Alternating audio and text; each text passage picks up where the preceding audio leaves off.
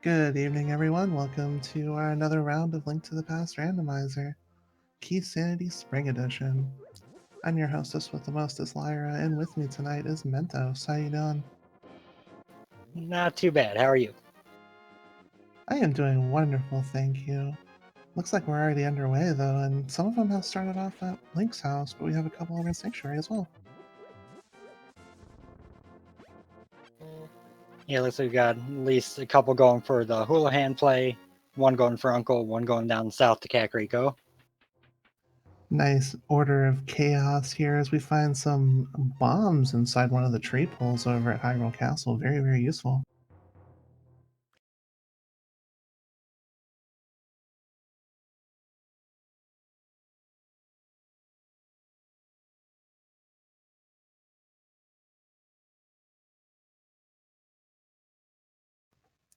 Having a little bit of technical issues. Bear with us, everyone.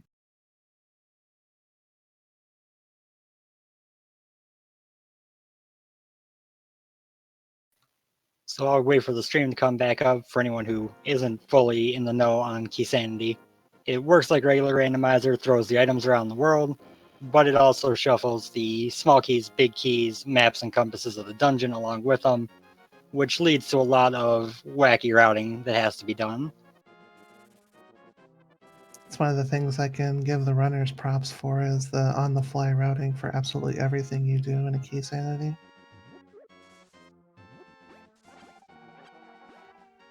The crab having full magic pods, very, very useful for a drop there. Finding, what was that, a glove upgrade in the tree? Uh-oh.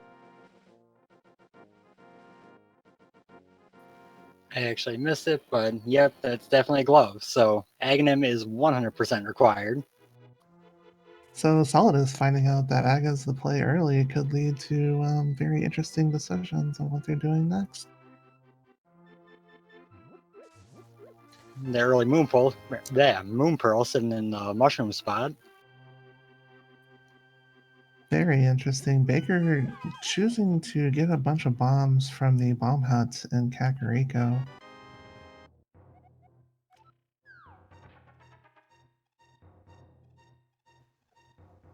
And we have our first key to small key for Dark Palace on Baker's end.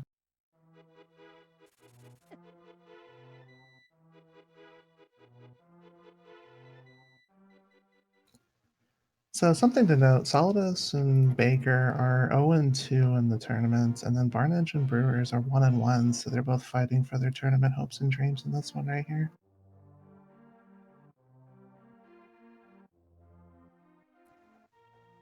Brewers checking inside the chicken hut to find a big whopping 20 rupees as Solidus actually goes in and checks the basement for Blind's Hut. And the bottle vendor taking lessons from King Zora, handing out a 1% life lesson. That's okay, though. We have another small key for Ice Palace that Solidus just picked up.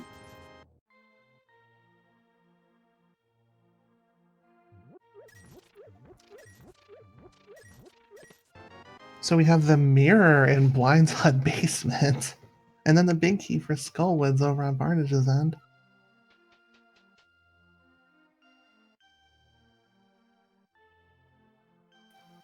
Not the most useful series of things, but Ether Medallion could come in handy. Mirror is obviously super useful. Yeah, we have no idea whether Ether is actually super useful yet or not, but all the racers look to be covering each other's tracks fairly well right now.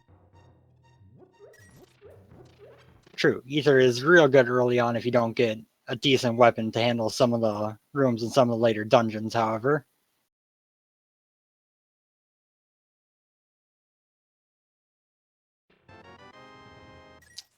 So Baker and Solidus pretty much step by step here. This is actually quite a close race already.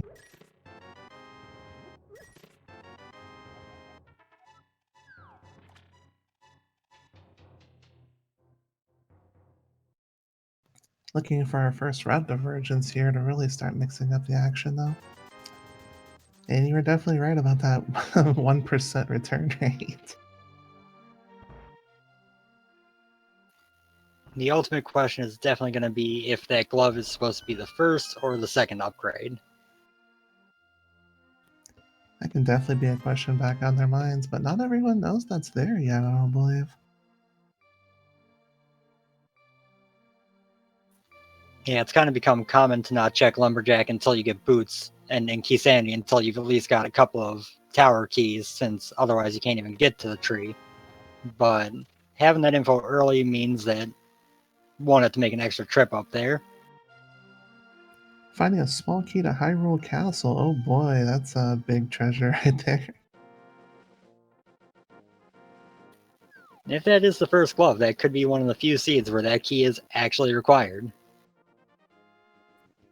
Baker picking up the Moon Pearl and Forest as well, grabbing that small key, and yeah, probably going to book it out of there too.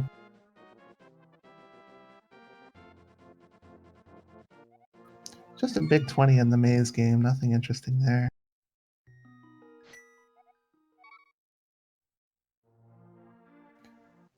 Our first bit of route divergence here is Barnage, and looks like Baker is actually going down to the dam area and probably going to head over to Mini Moldor game after that. You always gotta love having the mirror when you first come down to the dam. Just make one trip inside, don't have to transition back and forth using the block erase glitch. Definitely a huge time save right there. Finding, ooh, half magic in the dam. That's a nice thing to have early on, as it gives you a full magic upgrade as well. Never required except for Spike Cave with Cape, but always, always wanted. And here we have our first venture into Mini Molder and Cave. A big whopping 5 chests in here if you can manage to get your way past these little trolls.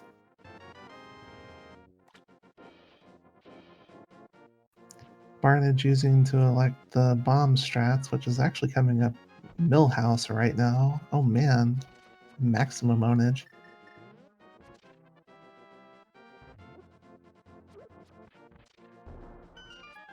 Pretty much got everyone else following suit. We find the hammer and a bottle, plus a small key to Misery Mire. The first sword upgrade and the red boomerang. That cave was loaded. That is probably the best mini Moldorm cave I have seen in a very long time. 100% agree with you right there.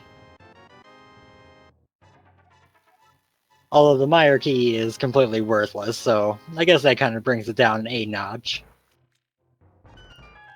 But why would you want to denounce the hype of that mini hype cave right there?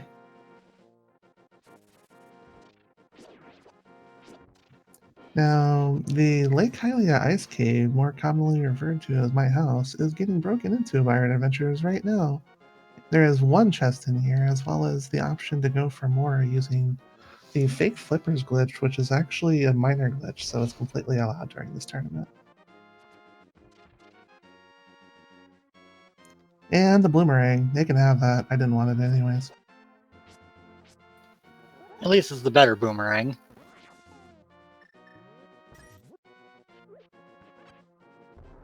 All depends on the point of view there. Barnard's looking to actually go towards Hyrule Castle instead.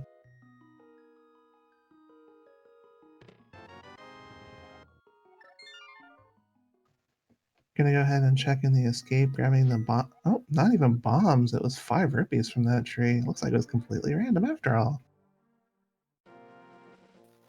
Well, the way the tree pulls work, the kill counts persist between save and quit, so it's because of all those mini Moldorms that was a tier 2 or 3 tree pull. Also, that's an ice rod on Uncle. See, Uncle was trying to sabotage and make everybody nice and cold like Grandpa Winter right there. Just a piece of heart in the sewer, though.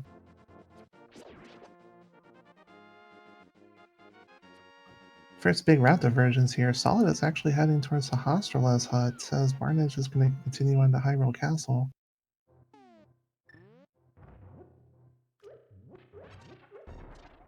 We're going to find out the Green Pendant is Ice Palace this seed. Very, very trolly. Pendant Ice Palace, so must be required.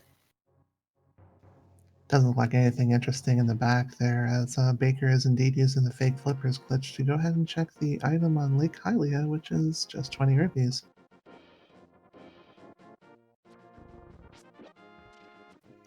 Looks like we're indeed going to have a hobo check right here as Solidus heading into Eastern.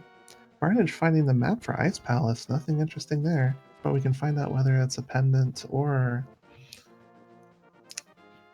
Oh wait, we already know it's the green pendant. Never mind. And for those of you who don't know, the maps in Keysanity have an added function, which is to tell you whether a dungeon is a compass, a pendant, or a crystal. You cannot tell otherwise. The music is randomized. It doesn't show up on the map. So they're important to find occasionally, but not super important to where you want to go far out of your way for them. So Solidus finding the flippers in the first chest for Eastern Palace. Baker did find the flute at Hobo. That was an amazing find as well. Completely out of sequence though until they find the flippers in Eastern though. Yeah, it's one of those things where it's technically in sequence since you can get the flippers, but also out of sequence in the way they're routing it.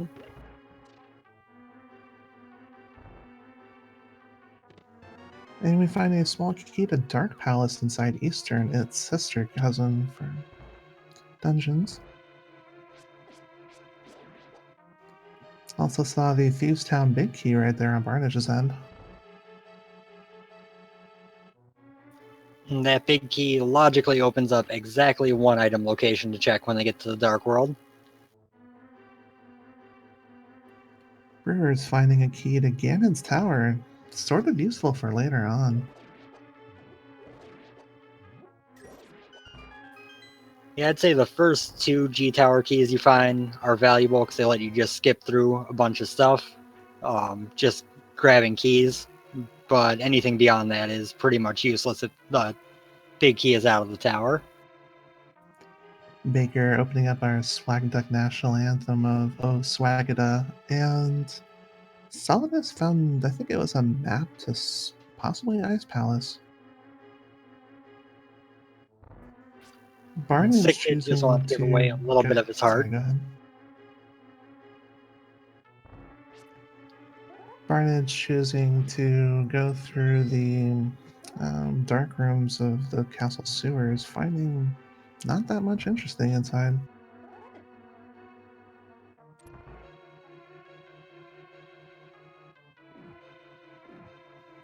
Brewer's grabbing that piece of heart, probably wishes it was something better though.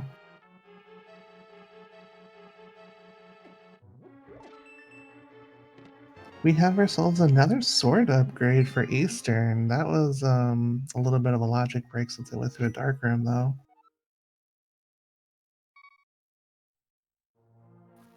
And that Barnage means we're finding a still bomb just upgrade, missing full one heart, Castle and a Tower key. key, I believe, from getting access to Aghanim along with the lamp. I believe you still need, what, two small keys for Castle Tower? It's either one or two. If I recall correctly, the Link's house chest, which we kind of missed in the early during the technical difficulties there, was a Castle Tower key. Ah, thank you for noticing that. Looks like Baker's climbing up Death Mountain, as Solidus is going to go ahead and go over to Hobo and grab that flute.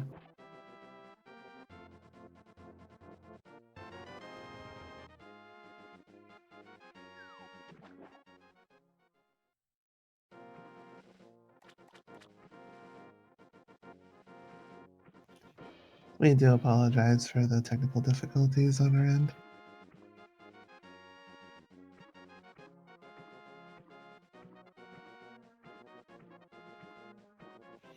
This was actually a common occurrence during the last run that I was a part of earlier today, so I think it's definitely a little problem on Twitch's side.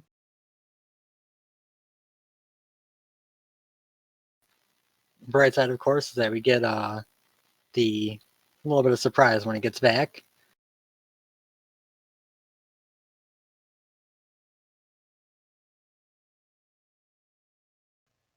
Oh, yeah, Barnage's feedback, who is definitely heading into Eastern. Going to go ahead and grab, what was it, the flippers, I believe?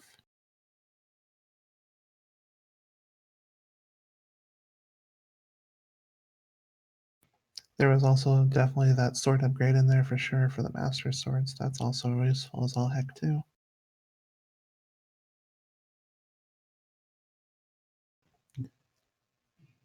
Baker, finding a piece of heart on the floating island, chooses to go into the dash spiral cave instead, taking the very slow route though. Everyone's favorite thing, the bootless spiral cave.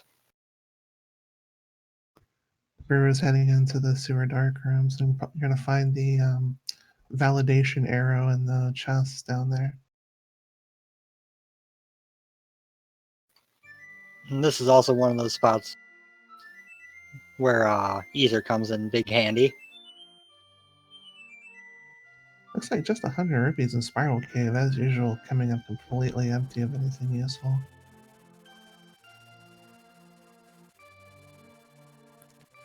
Small key to Dark Palace on Barnage's end, as Brewers is actually going straight through.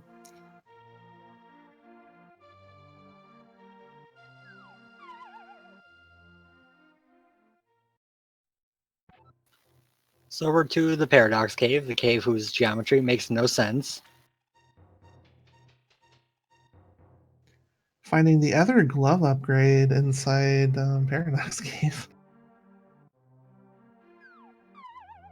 So with that, we've got pretty much full Dark World access, so Aghanim could be pushed back pretty much as far as the myths will allow. It'll still be a necessity eventually, but at least they have some breathing room and otherwise. 5 chests here, we have ourselves a big key to Ice Palace, a piece of hearts, and we're going to run around and check the other 3.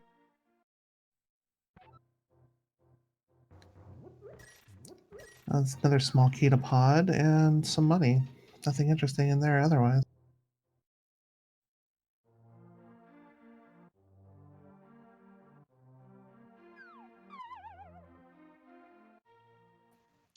Is Solidus setting up Hooligan Room?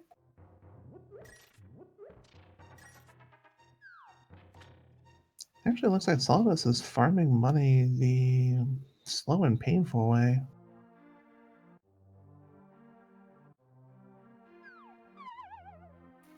Yeah, the wall definitely isn't the place you really want to be farming money up. It is a pretty slow process.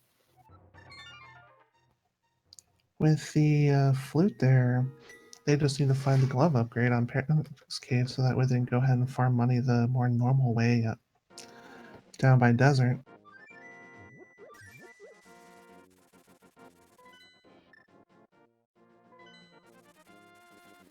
Looks like Baker is going to be the first one making the play into the Dark World.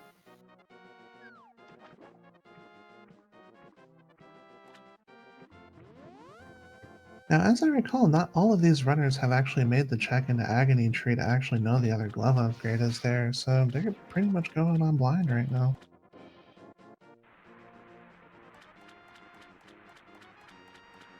Barnage about to pick up his flute as Solidus is heading up to Zora, and then we have a Skull Woods check over on Baker's end.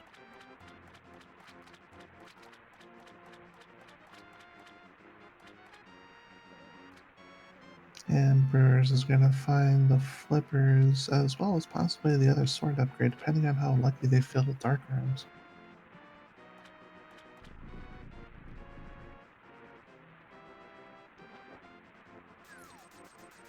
Zora having a small key to Ganon's Tower. All right.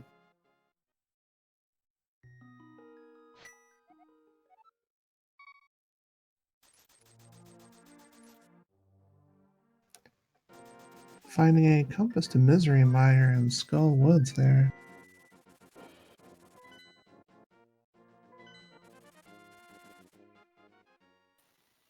The routing there, in case anyone's wondering why I did that double back, without the small keys mixed in the dungeon, you can get yourself having to walk around all the holes in the middle room there. So if you do the room with the pod prison and then come back, you avoid having to dodge all those holes quite so much. It's definitely a smart play because falling down holes at 4 health is not ideal. There's another pod small key. I believe that's the 4th pod key, so if they find a big key and a bow, they would be able to full clear with the hammer yump. Looks like the tracker is showing 3 now with the one we just found, possibly 2. There's the big key to swamp inside the big chest for Skullwoods. Oh, wow.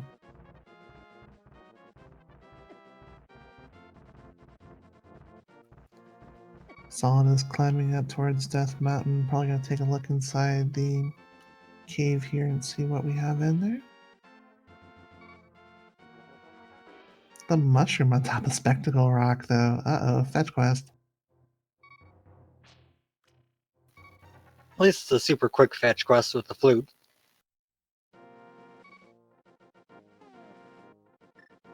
That is very, very true. Now, I can't tell what sprite Baker is using, but Solidus is going with the Samus one, which is really, really cool looking.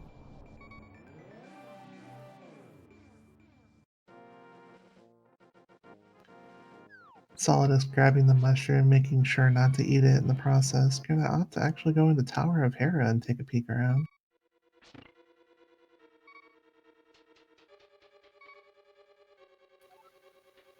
Yeah, there was definitely 3 pod keys. Got another dungeon mixed up with it, it seems. There's the small key to Swamp Palace, which is a huge pickup.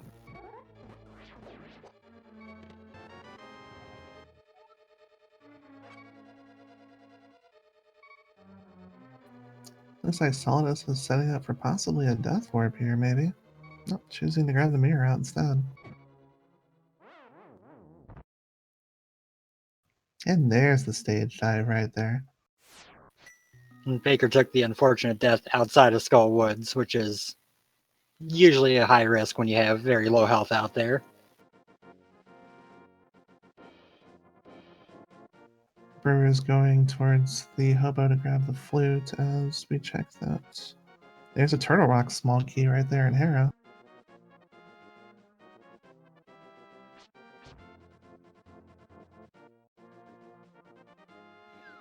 Solid is going to make the ever so disappointing play going into Spiral Cave without the boots.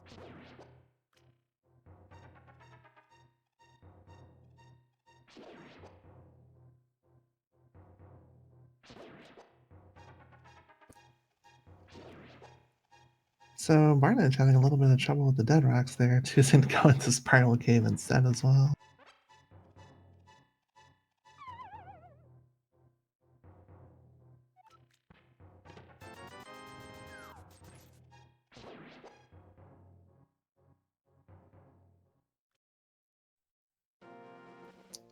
So that almost looks like a rabbit link or a mummy or something on Baker's side.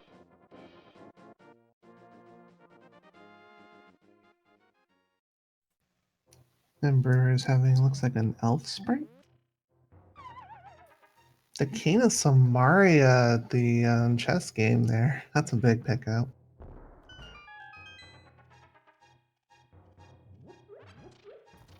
I know Brewers is Mega Man, but I don't recall what the name of Baker Sprite is either.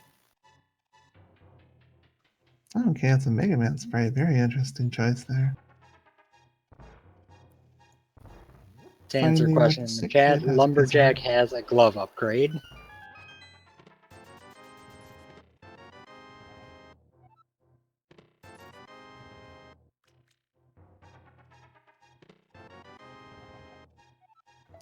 Barnage picking up there for glove upgrade.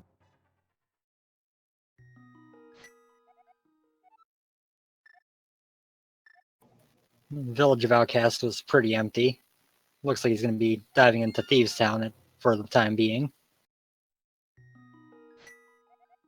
With 4 chests for sure that you can grab in the front, the question is, if you have the big key, do you want to progress further without that small key?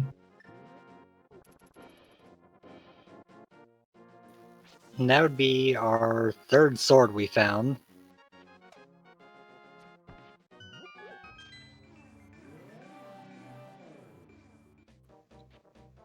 And we have a big key to Misery Mire right there in Thieves Town.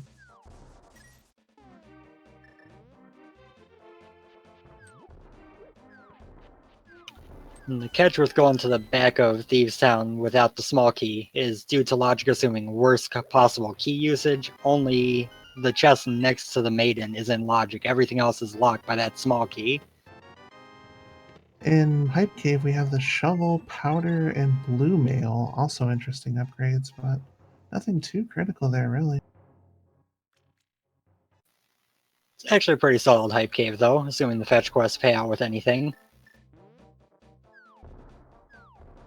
It's the one good thing about Keysanity is you always can just rely on anything being interesting pretty much at any time. And on that map check, it looks like Swamp Palace is a crystal, not any of the 5-6 crystals, though. So 5 and 6 update is Mire and Turtle Rock, something of interest to our runners. Baker is very slowly draining his magic for the fake powder glitch, it looks like. Having half magic with a low usage item like Samaria right there is going to take quite a bit of effort to get all that emptied out. Old Stumpy just having a big 20, nothing interesting there. I feel like Baker's going to be very disappointed when they find out that powder was in Hype Cave and they didn't have to take the time to drain their magic there. Small key of the digging spot for Turtle Rock, that's actually quite useful.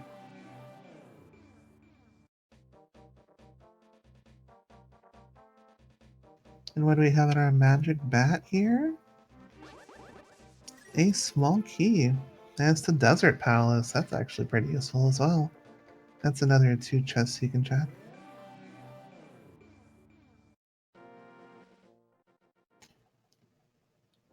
Solidus actually choosing to grab the B-Torp in a bottle out of the mirror ledge right there. Looks like Barnage is heading over towards the digging game as well.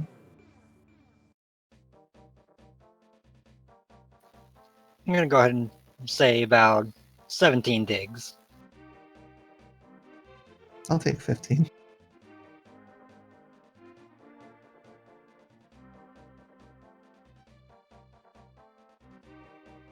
Big 12 for the book. Oh wow, that was totally worth the 80 rupees to spend for it. We've gotten so many fetch quests so early in this run. Literacy opening up a few interesting avenues for our runners as well as Baker picking it up too.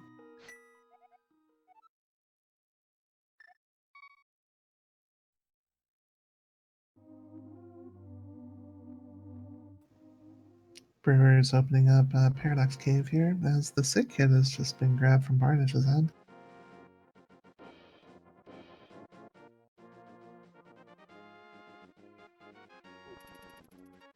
Brewer's probably very thankful to see that first glove upgrade. If I recall, Brewers was one of the ones who actually did check the lumberjack tree, so knows there's one glove locked away already.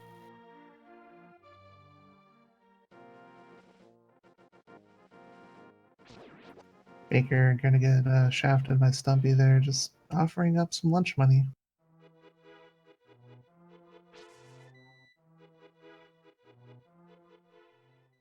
So as we know, we're going to need the bow eventually, but we're also going to need various things like Turtle Rocks, Ice Rod, because it's a 6 crystal.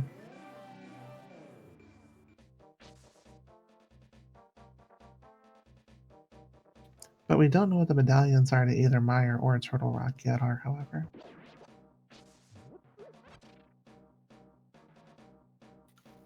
Yep, and to figure out the medallions, we're going to need at least a lamp and the boots, and one more castle tower key to go take care of Aghanim.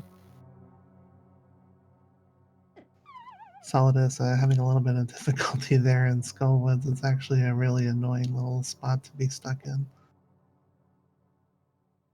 And the mushroom payout is just a Misery Mire small key, so pretty much useless.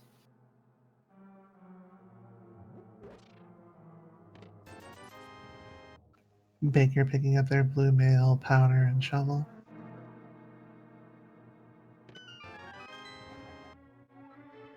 Yes, this is indeed eventually an Aga 1C, but all of them are just putting it off as long as possible until they find the keys to go upstairs with it.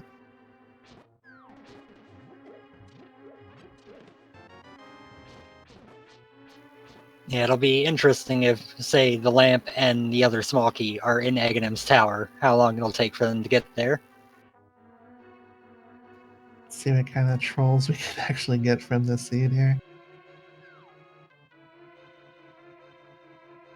Looks like Baker is actually going to go check the Bombos tablet, but did they actually pick up the book and we didn't notice it?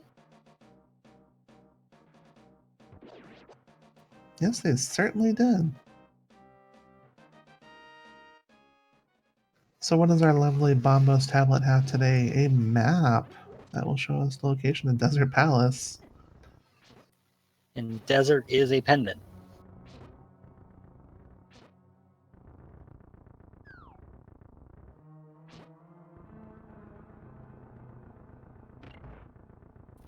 And this is also going to be our first Agina's cave check, I believe. Now, what does the great sage Agina have for us today as he just stands there in the corner, completely unloved by all of our runners? Just a piece of his love. Nothing interesting.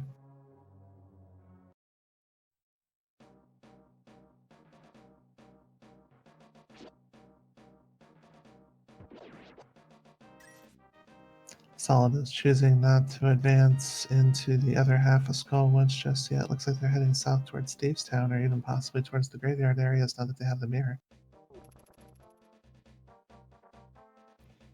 Just some money on Desert Ledge there. Varnage is making the first play into the back of Skullwoods. When Baker was back here, he didn't have the fire rod.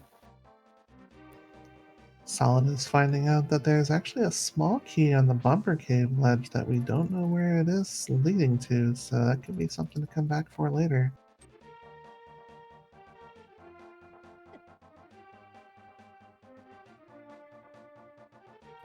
Brewer's picking up that extra bottle right there.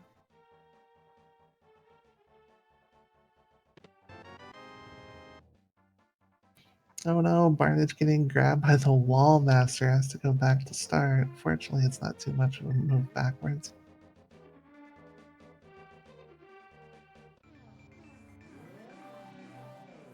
Brewer's heading over to the race game, going to spend 80 rupees and find that piece of literacy, finally catching back up with that aspect of it.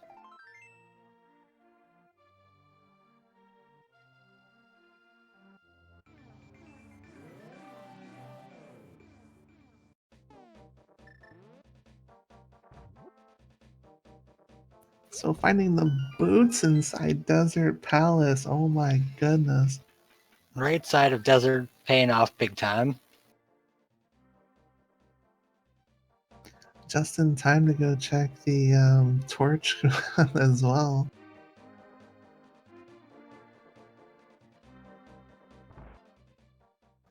What kind of plando is this? And that small key was locked behind the magic bat, so it's definitely an easy thing for people to put off and not get back to for a while. Speaking of useful items, there's the ice rod on top of the torch.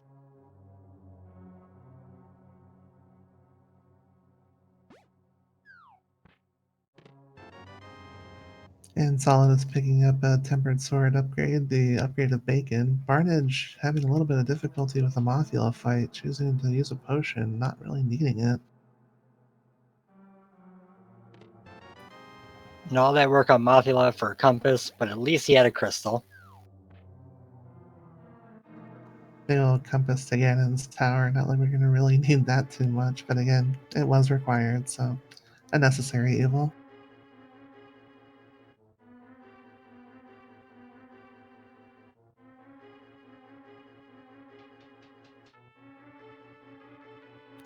Brewer is opting to have some lovely snack time at the Kool-Aid shop.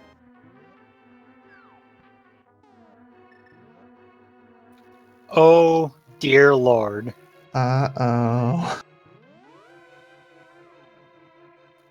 We have the pedestal, Ganon's tower, big key.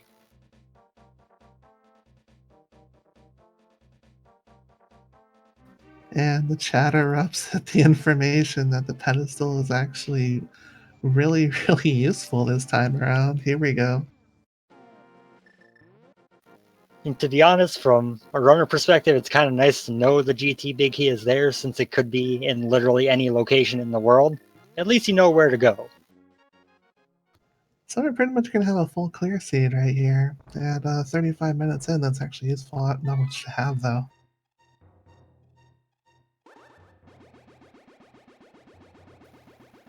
To answer Chad, Lumberjack was a glove, and Pedestal is GT Big Key.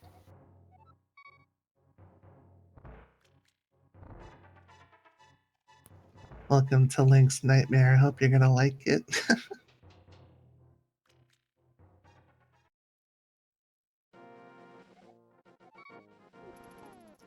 Baker actually making a new check for our runners. Going to go ahead and looks like head up towards Graveyard Ledge as well as. Well, we don't have the. Oh, wait, we don't need it because we have the mirror. Normally, you would need the second glove upgrade in order to access King's Tomb here.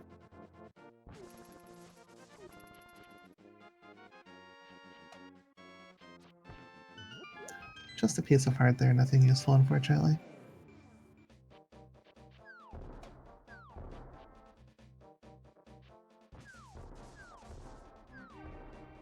Now for the often skipped Graveyard Ledge.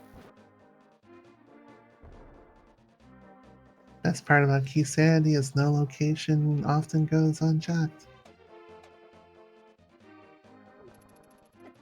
To answer chat, flute is definitely required because A, this is a pedestal seed, and B, that is actually where crystal 5 or 6 is.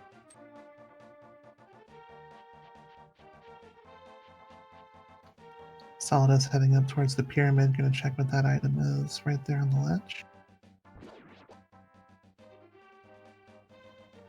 And Barnage picking up the Bacon Sword.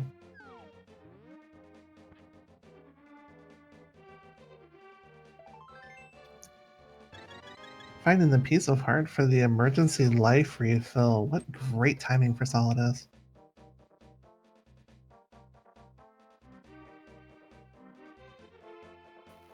It looks like Solidus is going to be making the play up to Catfish, seeing what's going on up that way.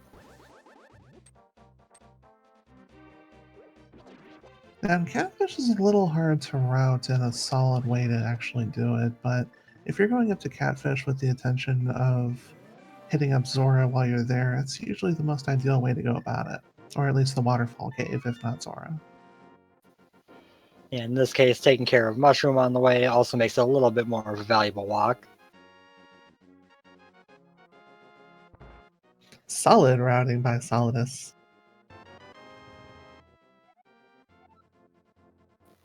Who42 finally headed over to the Sasrala and Eastern Palace area. He's going to be getting his flippers and his third level or next sword as well. Ice Palace, our lovely green pendant.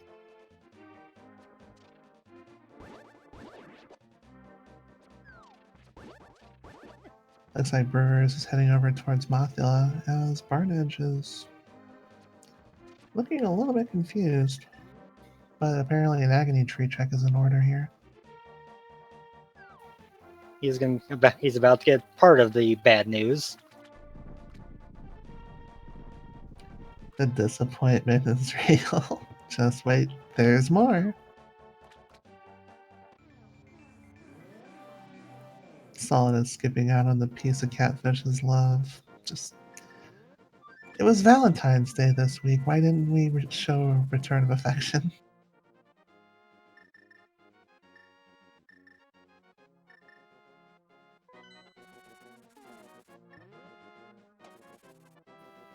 Now the play into Pod, which I'm guessing is going to be where we find our lamp and maybe the other castle tower key to get us headed toward those mitts.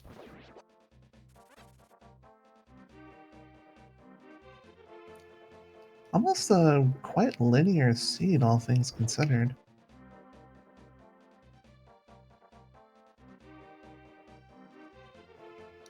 We know the game definitely wants you to pretty much 100% it based on what was on the pedestal and everything. Pretty much. I'm also curious if anyone's going to try to make the Swamp Palace gamble without the hook shot before going into pod without the bow.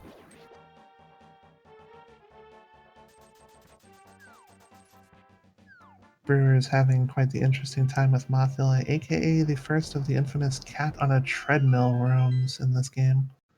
Making a really easy work of Mothula, though. Very nice job.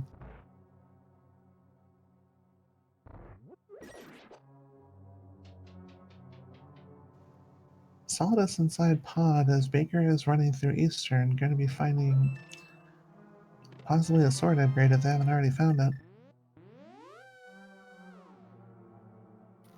And just some red mail in the first chest of pod. Nice to have, but doesn't really help them move forward at all.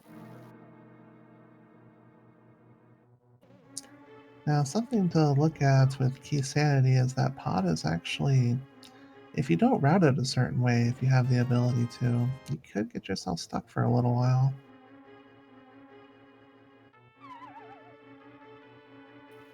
And Brewers is now fully aware that this is an all-dungeon seed.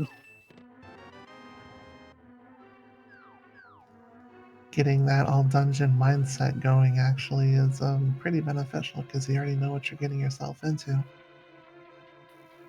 And Solidus found the small key to Thieves Town in the basement of pod, so that puts all of the back of Thieves Town into logic now.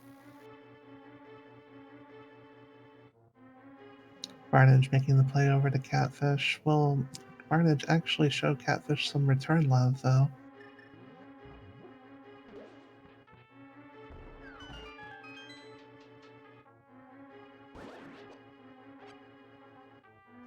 And incoming happiness for Baker coming up here in just a little bit.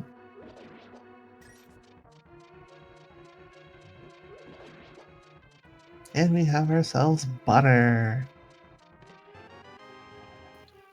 Butter 41 minutes in. If we didn't know that this was Aga and Ped required, this seed would seem so friendly. A Turtle Rock small key on Solidus's end in the pod there.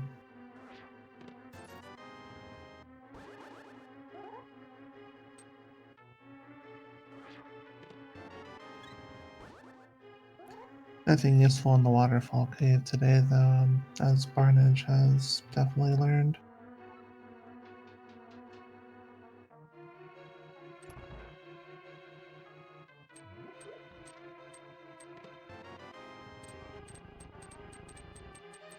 Lovely bomb upgrade there on Solidus's end, as Baker looks to be heading into the Portal of Doom. And Solidus going to be doing the hammer yum to save himself a key. Quite a neat little trick to pull off there. Except not remembering that they don't have the big key, so you'll have to come back for that one later.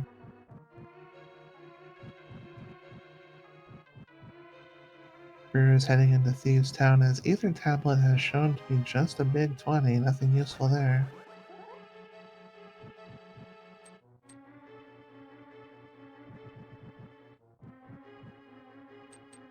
Solidus showing masterful work of the dark rooms.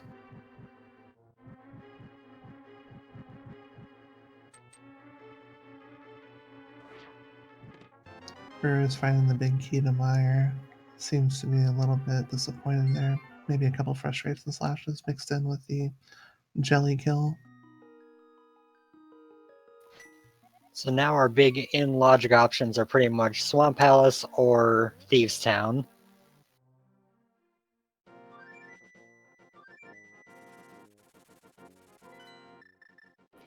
Barnage actually heading into desert right now. Solidus looks to be going towards Aquinas Cave. Nope, heading straight into desert, following short on the heels. We have ourselves a non-official leg race right here.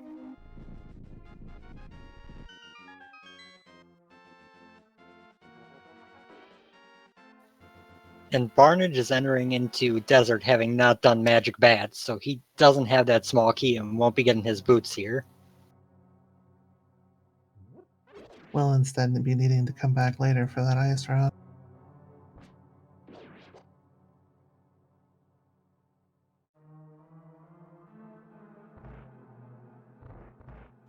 Same for Solidus there. And Solidus at least has the key, however, so they'll be able to run right back once they get the boots. Just makes it a little bit more inconvenient routing. Baker picking up that red mail.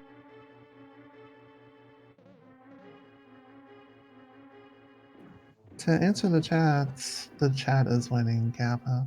But no, all four of our racers are actually pretty close to each other. There's not really any major differences other than a couple people have boots already.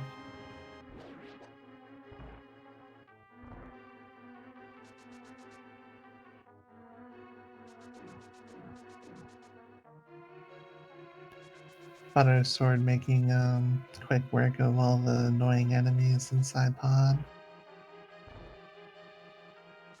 So the sprites are Samus, Mega Man, Original Link, and I'm not sure what the fourth one was. I believe chat said earlier it was just Penguin Link. Must be a new one. I don't remember that one being in the character select before.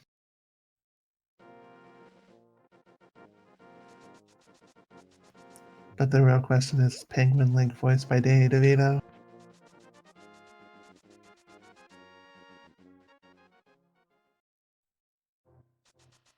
Good segue is Brewers is actually choosing to go downstairs into the basement of Thieves Town and choosing probably to complete the rest of the dungeon while they're at it. Yep, and this is a case of it's technically a sequence break from not having the small key outside of this maiden's chest, but we know the small key is available, so.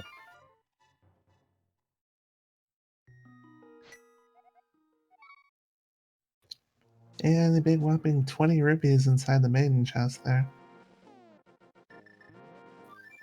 The thief was keeping a small amount of money on hand just to distract from bigger prizes elsewhere.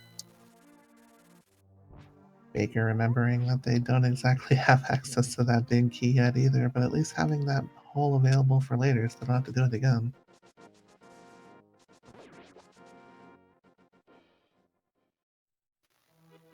And Barnage Barnage is going into the Aghanim's tower.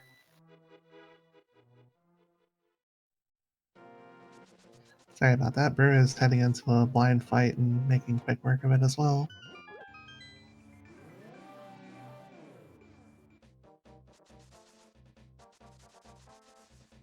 Finding the bottle of cherry Kool-Aid there in the dungeon. Very nice.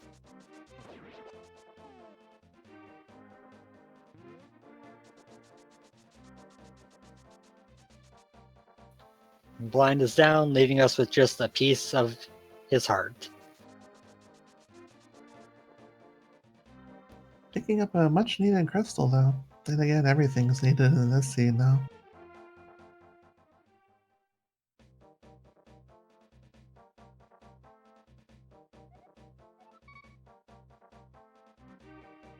Now, from what we know, since the green pendant is in fact Ice Palace, that will need to be done before they can access it for Aghanim, so that's something to consider in the routing as well.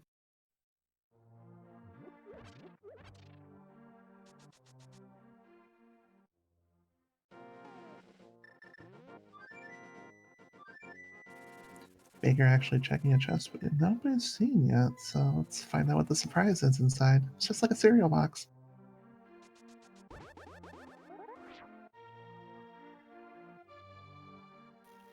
And it looks like we may be getting our first play into Swamp. Baker actually finding that infamous Castle Tower small key that was needed.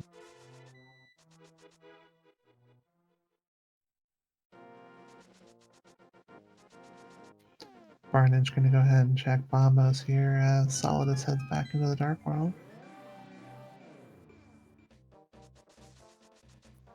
To answer the chat, Aga is required because they looked inside the Agony tree where the lumberjacks are, and it was one of the above upgrades. And pedestal is required because we had another runner check the pedestal with the book, and it's actually the big key to Ganon's tower.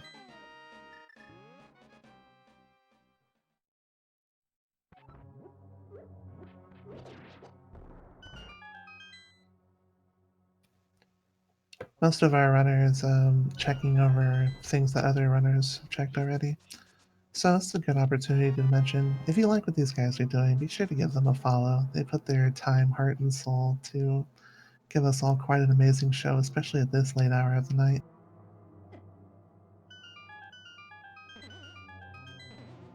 Also, a shout out to our restreamer and our monthly trackers as well for giving us their time and energy.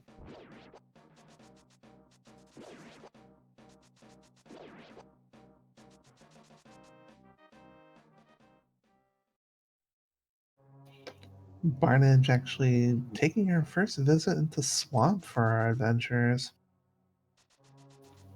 It's never fun heading into Swamp without Hookshot, but it's getting close to one of the final options I got for where this lamp could be. That is very, very true. The lamp's still required in Logic's thought process, anyways. Finding the swag net, though. Just in time for Aghanim. You know it.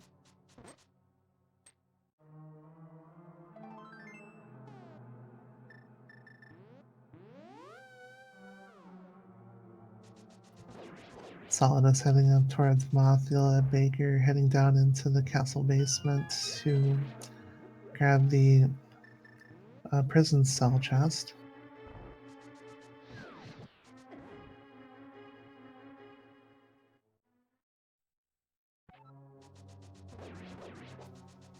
So currently Barnage is the one to have some focus on since we've already seen the other items that are out there. But this is all new to us.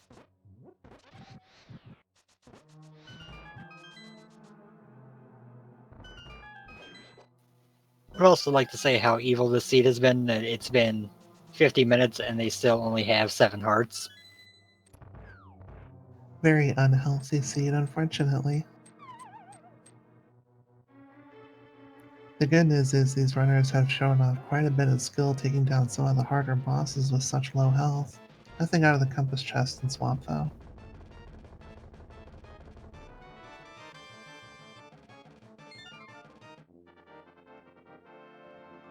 Big And if 5 you thought rupees left in the side swamp swamp chest. was slow with the hookshot, now we get to do it without the hookshot, where it's even slower. Unnecessary evil, apparently.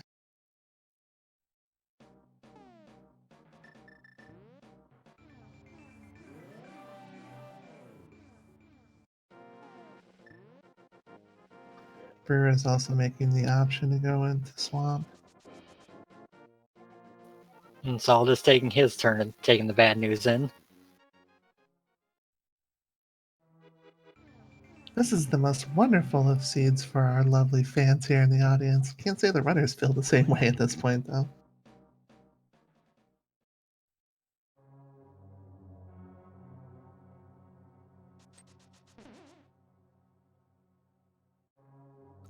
Baker choosing to show off those darkroom strats again, though.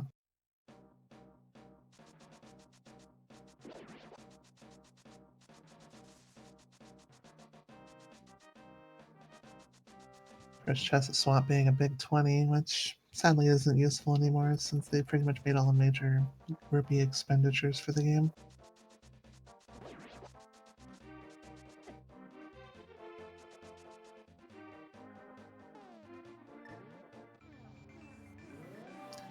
Again, as you mentioned before, Mantis, this is the very painful way of doing swamp since you actually have to do this ledge dive twice.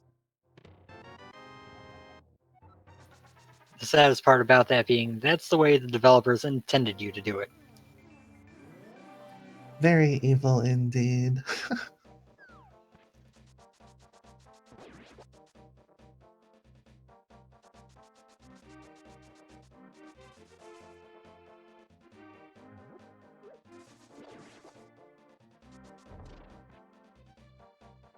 Baker actually heading into Castle Tower right now. And he's got 2 keys, so depending on if he knows Dark Aghanim, he could clear it out now. Wait, was that what I thought it was inside that chest? Hold on.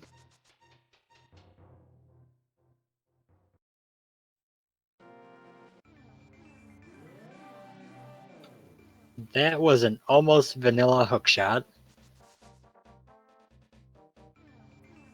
What a great dungeon for the shot hook to be in. I love it.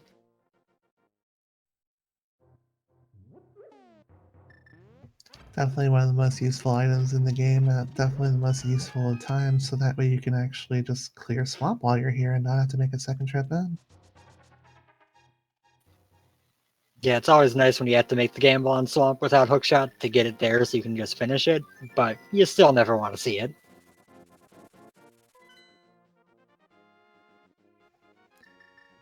Barnard showing off that useful little clip there to avoid having to push the statue out of the way. Something I haven't learned quite yet. It's definitely a useful little thing to save a few seconds. Interesting little quirk about that statue push. If you do a hook dash to the statue, you'll always pick up the pot on the first grab. You don't have to spam A until it grabs it. That is actually useful information for everyone. Thank you for actually letting us know about that. The lamp inside Swamp, though. The lamp has been found, and now they can finally go to Aghanim and get their Titans met. Solidus finding the map to Ice Palace there. We have ourselves a new chest right here. Just a full heart, though, but always welcome considering how trolly the seat's been.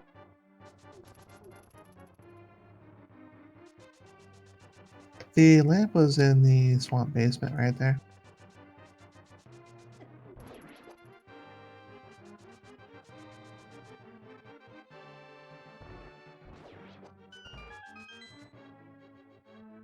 Barnage gonna go ahead and head towards Argus now. You weren't intended to have the butter sword this early, so this is gonna be an extremely quick fight.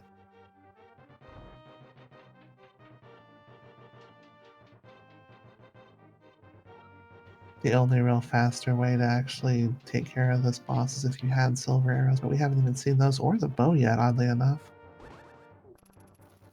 There is a really nice quick kill with boots, but it's very difficult to pull off. That was a wonderful second phase there, though. Barnage with the one cycle right there, that was very nice. Just finding the compass for Swamp Palace, but this was a necessary dungeon to complete. And as we know, all of them really are this seed.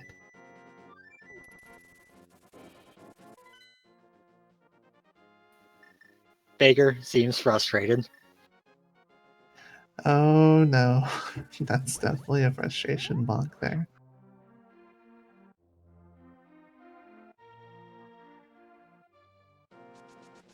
Solidus pulling off the spin speed trick, which actually like boosts your movement speed to the highest of levels.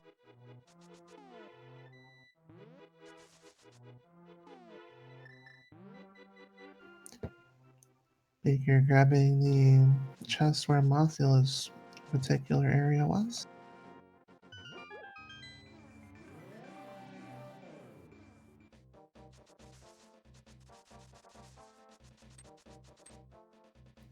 Turtle Rock small key, always a nice thing to see for later on.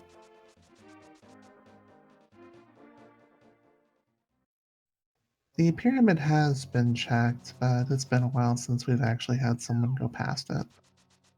The Lumberjack Cave has the other of the glove upgrades.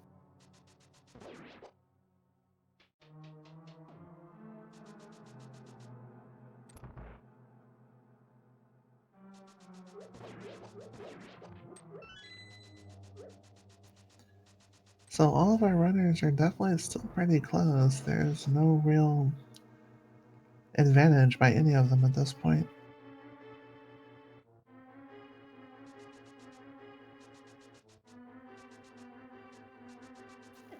I would say the slightest advantage for having the second Castle Tower's small key, although everyone will get that eventually, it does open up the Aghanim option as soon as that lamp is found for Baker.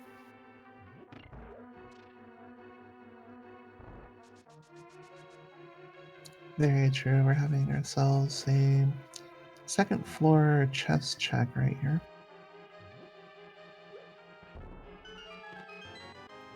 Just a compass for Ice Palace, though.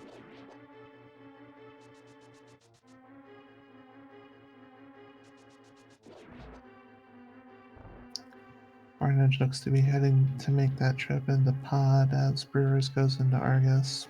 With the sword that they have, though, which is the Bacon Sword, everything still gets one shot, so pretty easily.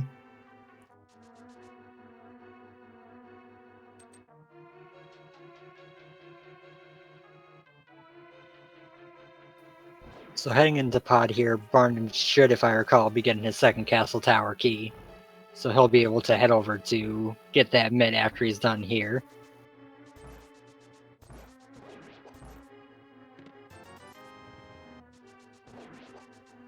So, interesting fact, the Maiden actually changed their dress color sprite to black to match the Samus there. Now, this is a first check since nobody's seen this one before. It's just a bunch of money, though. I knew that Maiden's chest was a decoy. Be careful, it's a trap.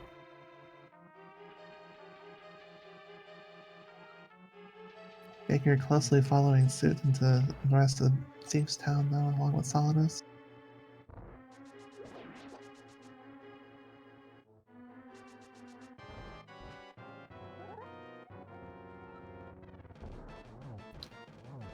Brewers looks to be finally making the play to go check Bombos.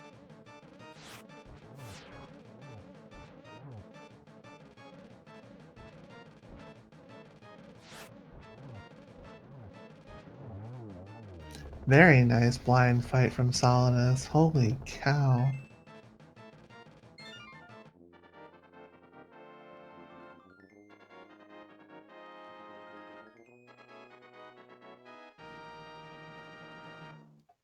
So the things that we know most about this seed right here is we still don't know where the bow or the silvers are.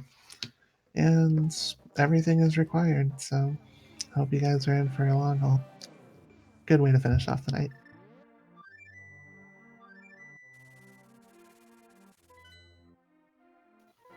Just trying to wait on figuring out where the last pendant is so we can try to figure out what'll be needed to get into Ganon's Tower and the risks of a double dip being required.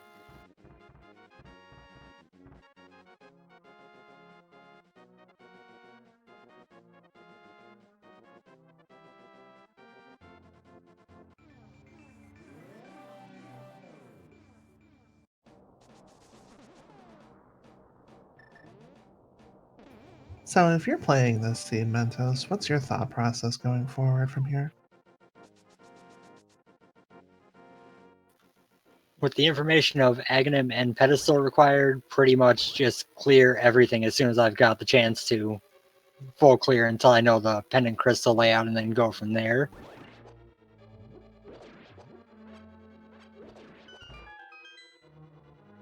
Brewers finally picking up those boots, very much needed here.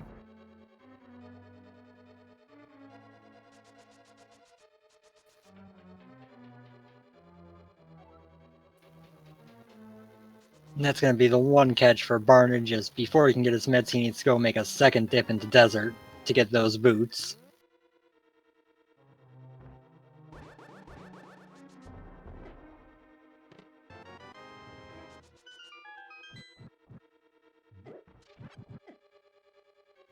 Only difference between Barnage and the other runners is that Barnage actually had the lamp in here. And we also just found the big key to Tower of Hera.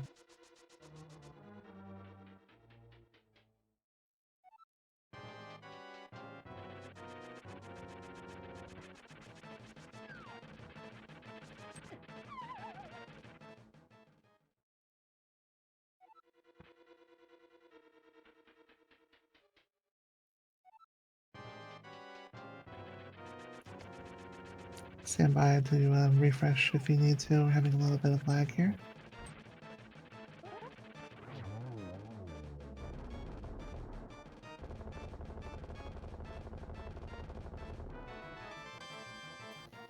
And sounds like Moldorm has been taken down. We can indeed hear the sound feed there.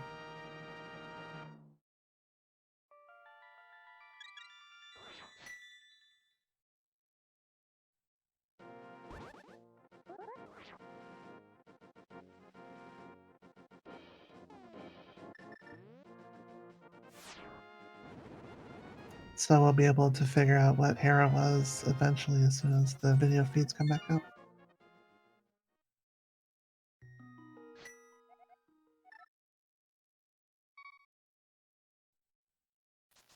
Once Aghanim is done, we are able to full clear Meyer and Ice Palace. So a good chunk of items we still need maybe between those two dungeons.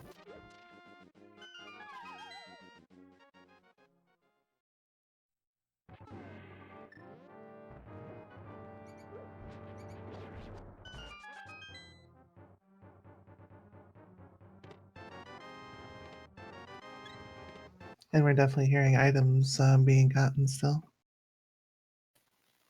Yeah, based on the music, that seemed to have been the backside of Escape.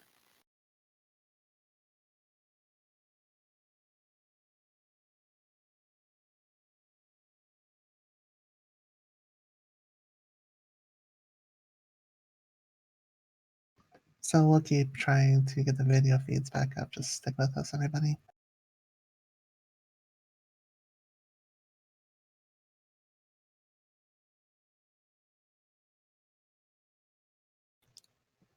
So let's do a recap real quick while we're here.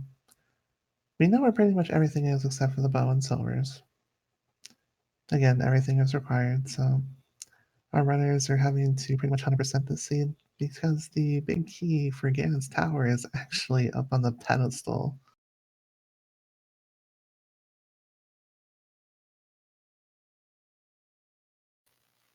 Beyond that, in terms of keys, we're still missing Turtle Rock and the Pod Big Key and the Eastern Palace Big Key as the major ones. There is a chance that if any of those are pendants, they could be stuck in Ganon's tower and force a double dip.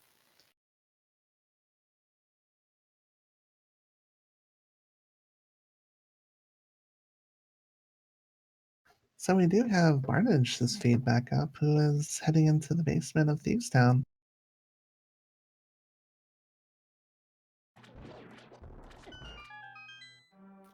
Meanwhile, Solidus heading into Swamp, Brewers over to Pod, and Baker up into Hera. So everyone's in a different dungeon.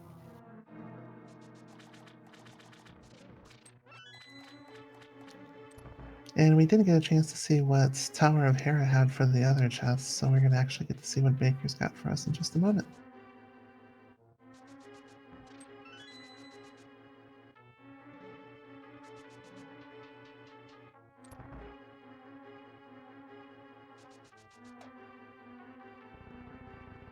We are indeed back, so please refresh if you haven't already.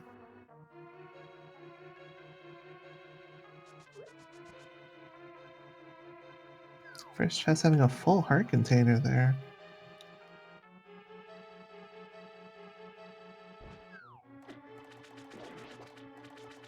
Oh no, Baker missing the bomb jump, having to go down 2 floors in order to reattempt it. That is the most painful type of fall. As we have Blind with ever lovely puns.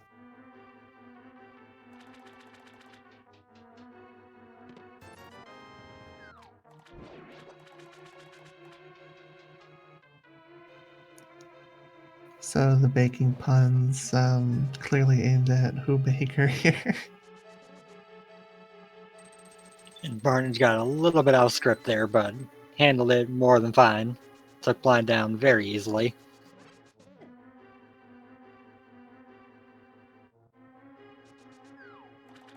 Looks like Baker actually making the smarter play to go up a floor and not risk falling down again.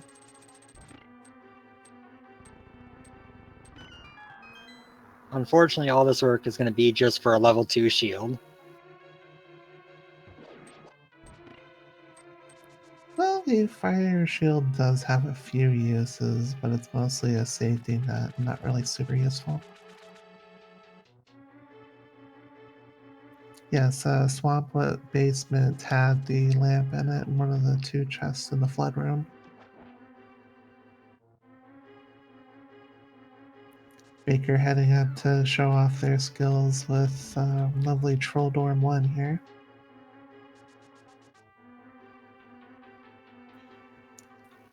Nice Sees quick the kill. slash No slash. trolling Sorry. today. There's still round 2. Trolldorm can come back with a vengeance.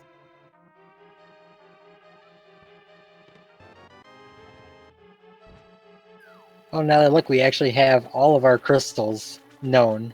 So Pod and Eastern are our 2 remaining pendants, which means the bow could be in the basement of GT. That is very diabolical.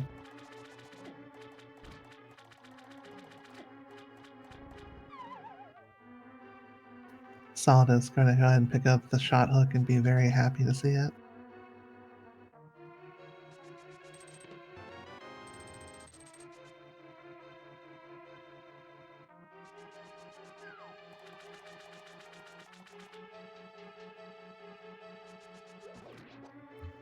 Looks like Brewers is actually setting up for the bomb jump too.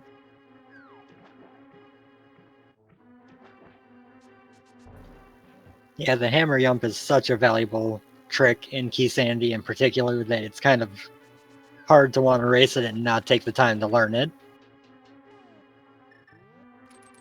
Our runner is showing off great technical skill and actually pulling this off on the first and second tries. Yeah, it's certainly not as easy as people make it look during these races like right now.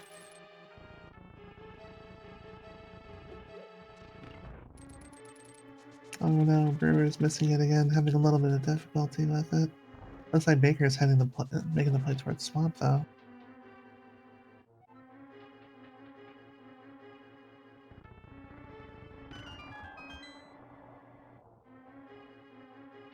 It's definitely one of the more advanced tricks to pull off. I know these runners are way better than I am since I haven't been able to even try to think about doing that one yet.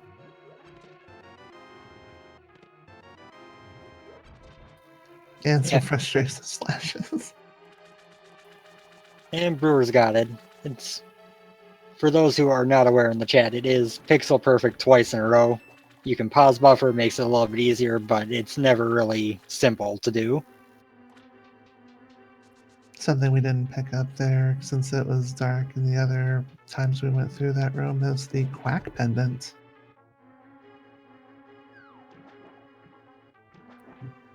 The pendant of Scrooge McDuck would be proud. The 5 and 6 crystals are Mire and Turtle Rock. And it looks like Brewers is going to be the first one to go do Aghanim and get their Titan's Mitt.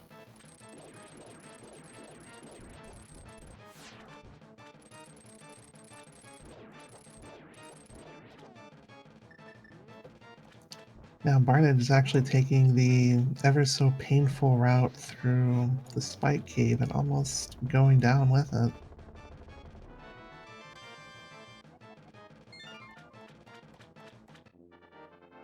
Just 20 rupees for the trouble though.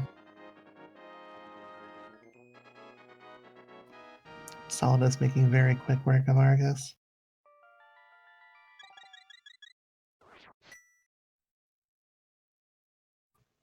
Looks like Brewers is going to be our next to climb the wonderful castle tower and go fight Agma 1. And Barnage is heading exactly where he needs to. Going to go get his boots from Desert. Probably be pretty frustrated knowing those could have been gotten quite a while ago. Stay trolling our runners as much and often as possible. Yes, you have to have the flute and the mitts to go into Mire. The boots are inside Desert on the right hand side, so Barnage is coming up on them right now.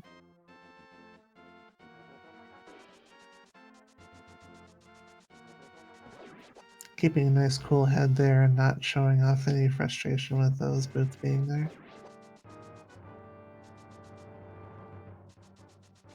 Most of our runners do know that information, yes.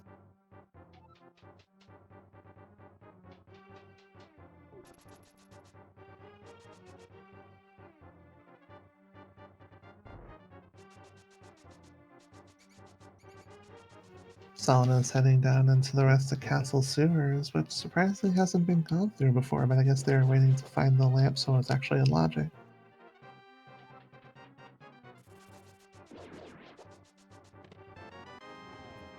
Barnard saying nope to the rest of Desert Palace and Save quitting out of there.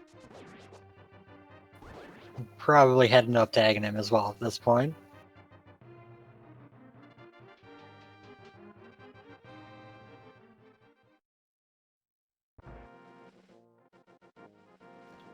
So something to note that we haven't actually seen yet is the magic cape, so maybe that small key that was on the ledge isn't particularly important.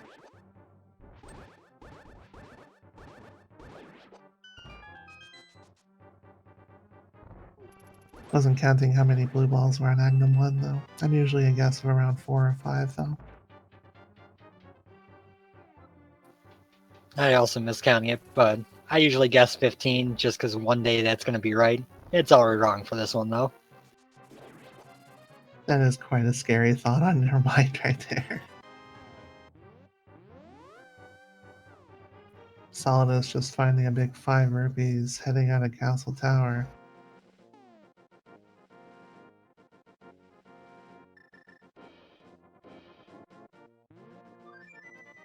Baker going to be very pleased to find the hook shot in this particular dungeon though. And these mitts coming up are going to open up a lot of stuff for all the runners. It's going to pretty much take the seat out of this linear mode we've been in and open up tons of options.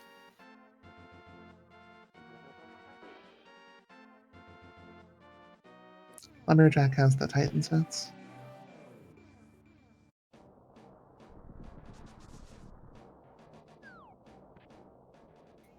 Solidus making the very brave move to go into Spike Cave. Will be disappointed at the outcome and resource burn, however.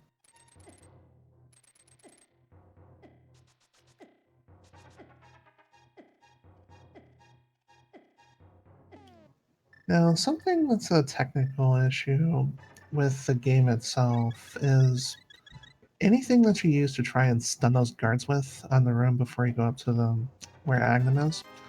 The first time you try to shoot either like the boomerang or hook shot, it'll clip and miss intentionally. That's just design flaw. But if you just toss them again, you'll be able to use it no problem. Yeah, for some reason they decided to give the guards a vision cone that's an actual sprite that interacts with things. So Hookshot and Boomerang really dislike that sprite.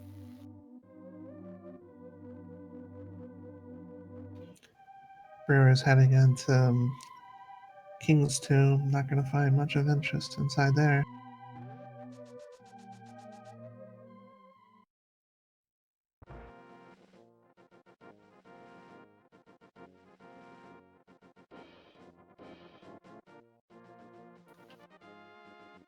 It's a real quick answer thing about logic on Spike Cave in the chat. Cane of Brian alone is enough, or you need Cape and either a bottle or half magic.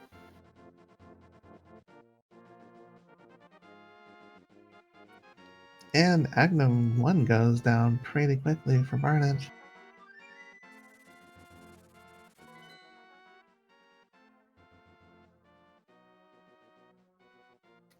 There's the Cane of Iron right there. And another Ganon's Tower small key.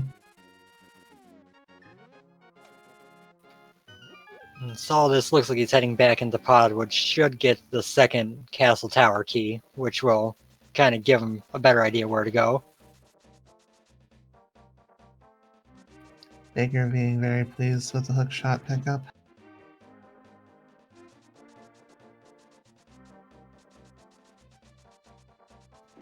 Meanwhile, Barnage going to go ahead and grab that glove upgrade.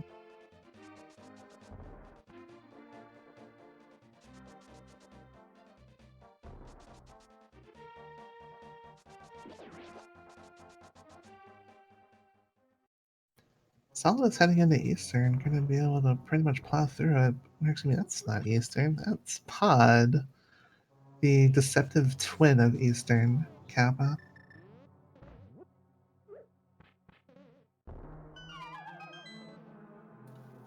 And this chest right right up here is going to be, I believe, the one that was really needed to keep moving forward. That is correct. That's the Castle Tower small key. Brewer is actually heading into Ice Palace, though, the first of our adventurers to do so.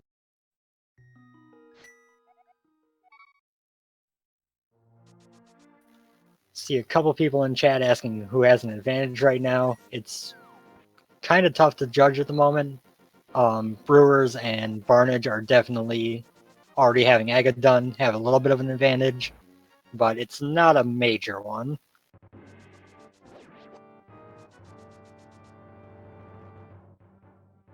And since they're facing each other, that does put them kind of even though Brewers is actually into Ice Palace first. Again, all dungeons are required, so definitely something to keep an eye on.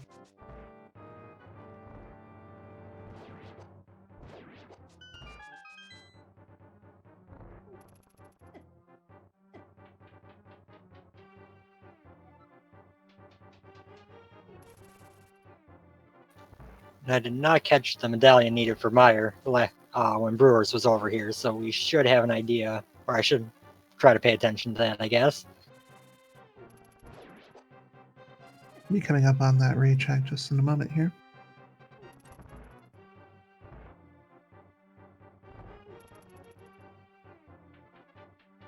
Looks like Barnage has other plans, though.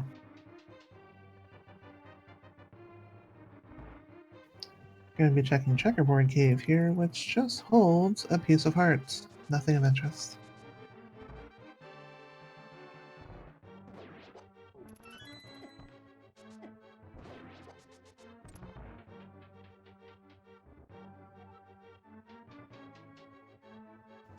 So Barnage showing off that we do indeed need... Was that Bombos?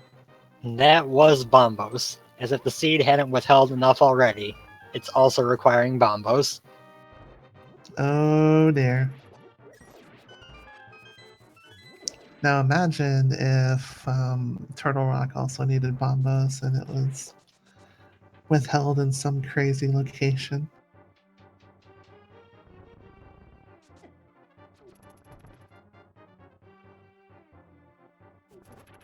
Chat coming up with creative ways to torture our poor runners. Bombos and Mimic Cave and Bow and Ganon's Tower. Oh heavens. I feel like this seed has already done enough. I don't think we need creative ways to be mean to the runners. I think the seed alone is doing its job quite well. That's definitely not going to stop him, though. And that was a big whopping, looks like 300 rupees out of that one chest in Ice Palace. So Barnage actually joining Brewers as well.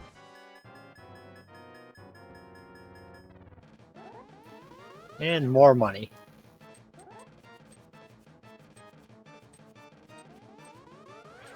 Nothing wrong with having a bunch of money to go to the Kool-Aid store later with.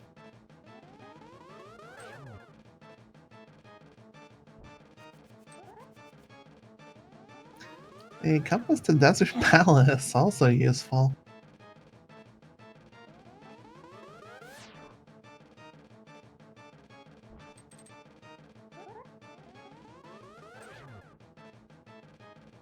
Baker is saving quitting out of Agony Tree as Solidus is actually going to go ahead and down Agnum 1 as well. And a compass for Thieves Town. Ice Palace proving to have pretty much nothing of value so far.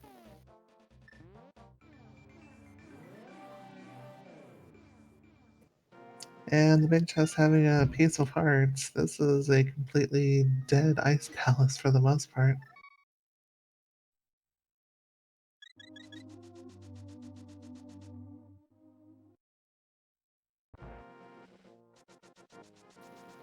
Now on the way to everyone's favorite chest, the iced tea room, the most inconvenient room to get to for a single item in any dungeon. Baker showing a little bit of frustration there with the titles and OBS.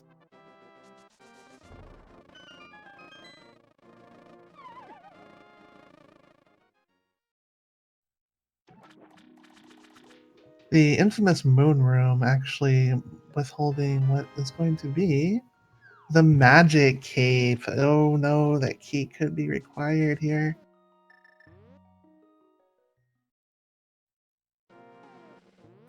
So we have pretty much every optional item, but still missing 2 major required items.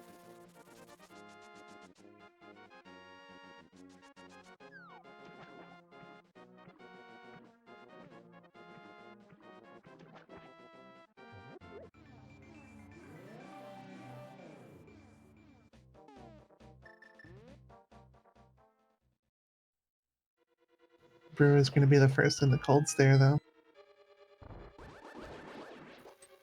Cold Stare is always one of the tougher bosses, but with Red Mail, Butter Sword, it should be pretty straightforward. And having half magic actually lets you use the fire rod even if you're a little bit short, but here we go.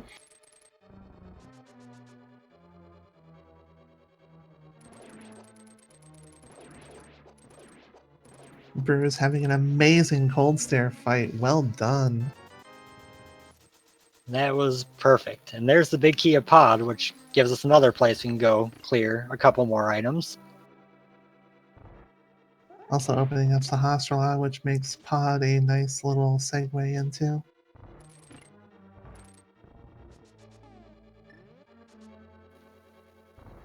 Actually, I take that back. That big key only opens one more location, because we still don't have the boat. I forgot we don't have the boat yet. That is very true. The bow is ever elusive, and as Chats pointed out previously, it could very well be in a Ganon's tower, which is a really scary thought.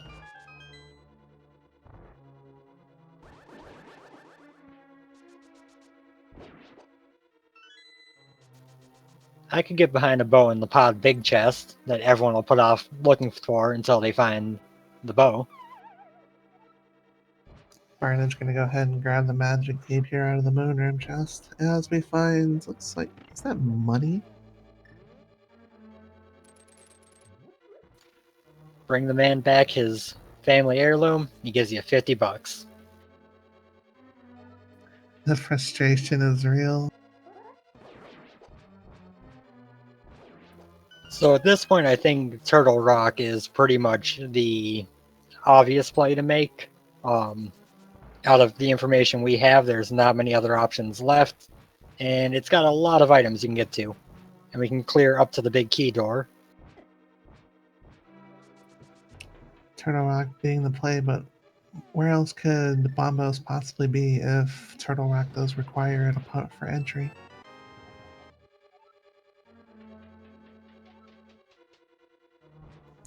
I don't think we've seen the Hookshot Cave yet, so that could be one of the few places left. Yeah, Hookshot Cave and Super Bunny Cave are both still questions.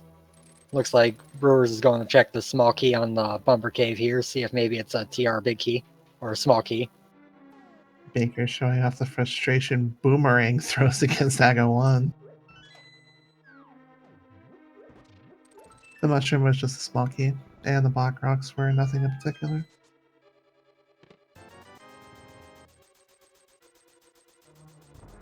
But we have ourselves a small key to Ganon's Tower. Well, that's disappointing.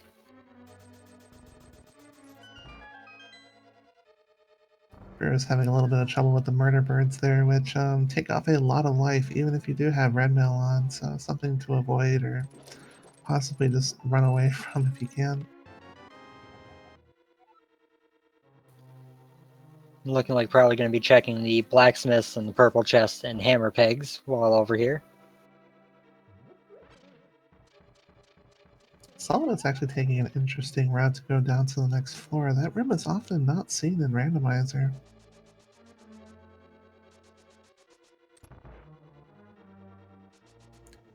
Now, Brewer is actually making a first check towards the hammer pegs, the lunchbox, and our lovely friend, the dwarf here.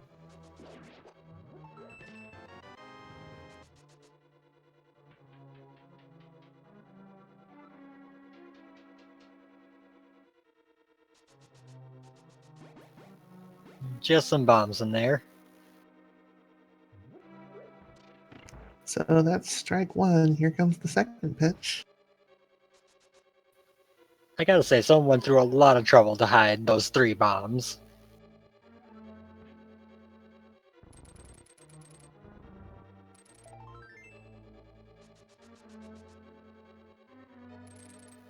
There is the bow on the blacksmith. Oh, wow.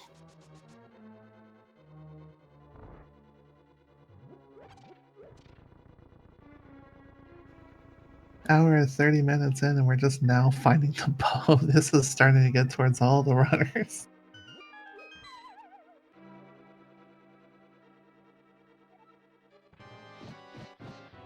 Chat riding over the non-Ganon's Tower bow, though.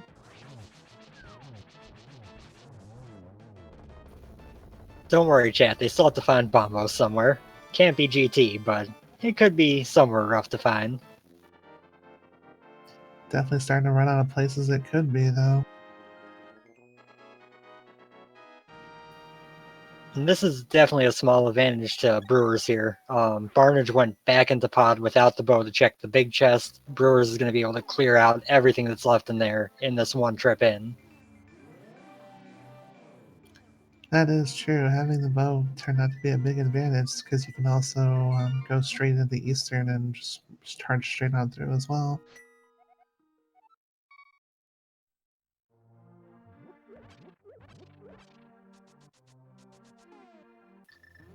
And Barnage, in the meantime, is headed over to Dark Death Mountain with, I'm guessing, if possible, a Turtle Rock dip afterwards, but we'll have to see what the medallion is. We'll also finally get to see what the last few chests in the Super Bunny Cave and Hookshot Cave were, which look to be guaranteed progression at this rate.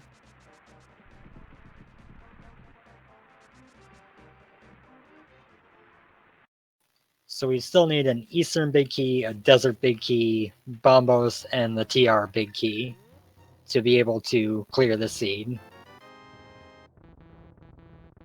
This has the potential to be one of the most loaded hookshot caves in the history of Randomizer. The Super Bunny Cave is one of the caves inside Dark Death Mountain that you can access even if you don't have any Moon Pearl access. And Quake was the entry item for Turtle Rock, so fortunately that's progression. Oh, and the last TR small key was on the bow lock side of pod. So again, getting that bow before going in here kind of paying off for Brewers. Could be one of the differences that eventually leads into a win right here. It'll pretty much come down to if there's anything of value in that center chest and TR.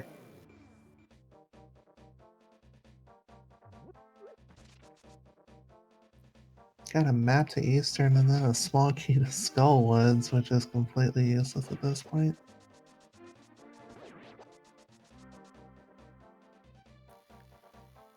Oddly enough, I believe Skullwoods is still not technically in logic for completion, because I believe that's either the first or second small key we found for there. Finally getting our first check into here. The single rupee, uh-oh.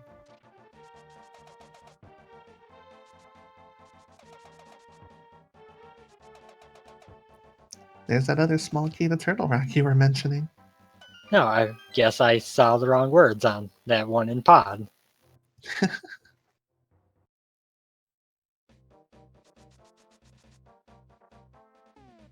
Barnage probably comforted a bit just to see that particular key right there, not having to make any other trips around at this point.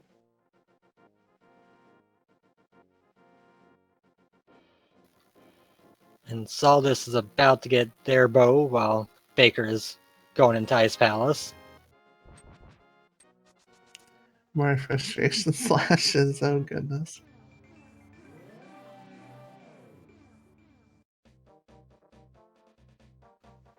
Big old lovely bomb upgrade for Barnage there, but this is our first trip into Turtle Rock, so we're guaranteed to see something here.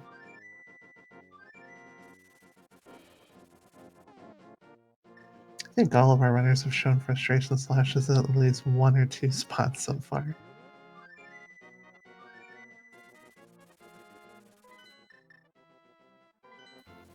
I can't imagine why.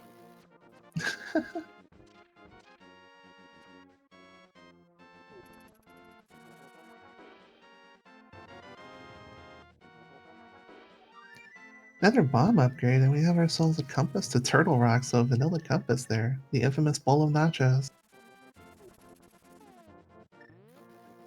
Now we have an inbuilt countdown for a potential progression in Turtle Rock. Brewer's actually taking a few shots at King Bulbasaur right there.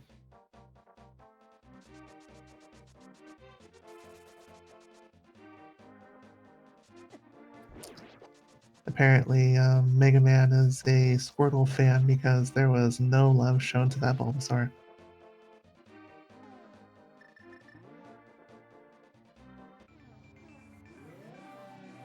Chain Shop Room only having 20 rupees, which is actually not worth the effort, unfortunately. And the ever valuable small key to Ice Palace on Helmasaur.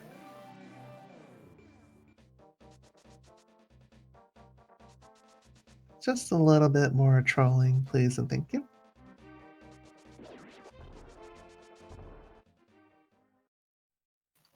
So this and Mimic Cave are the last two locations Barnage can check in TR, unless the big key is in one of them.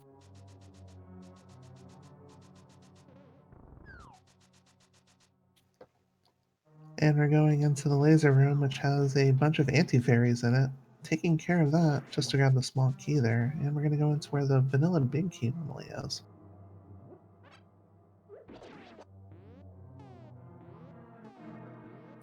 So it's all down to Mimic Cave. Mimic Cave and Laser Bridge. Well, we can't get to Laser Bridge just yet since we don't have the big key.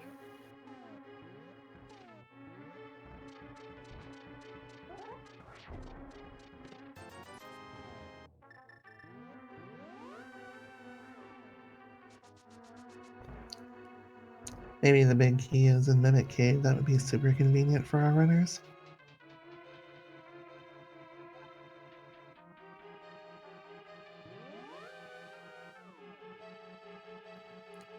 Baker having a little bit of issues with magic. Hopefully they find some more magic pots before they go down further.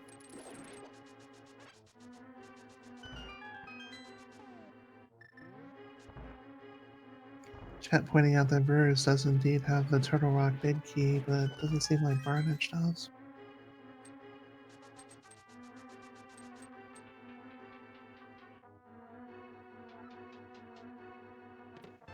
Another small key to Skullwood's completely useless. We are so close to having Mothula be in Logic. And yep, that key on the arena ledge was the big key to TR, so I got the right dungeon, just the wrong kind of key when I saw that.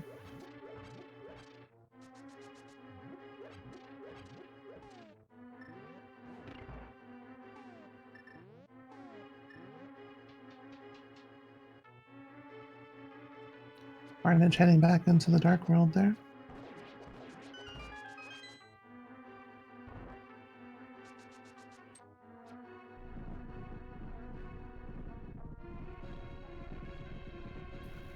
Looking like he's going to be going for the blacksmiths and the purple chest, so we'll be getting his bow soon.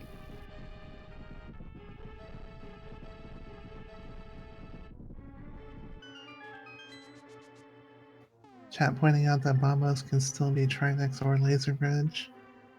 Options are starting to become minimal for that, so we should be seeing it fairly soon.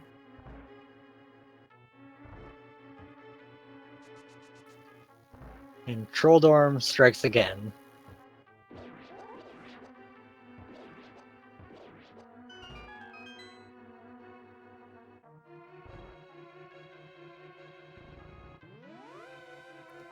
Solidus looks to be making short work of King Bulbasaur too, with just the butter sword and hammer. Nice and easy.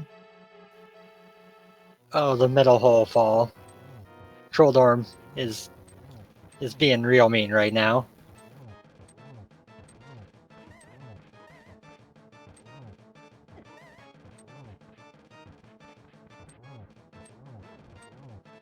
Barnage finally getting that bow and probably really happy to see that.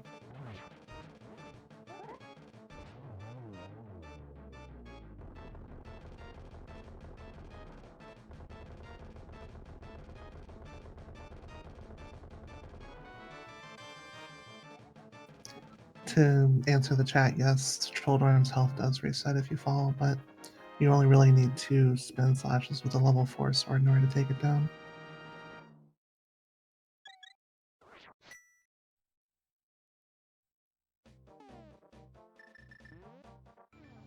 Barnage finally dropping up the lunchbox to the hungry traveler right there. Finding a compass, a bowl of nachos for the trouble.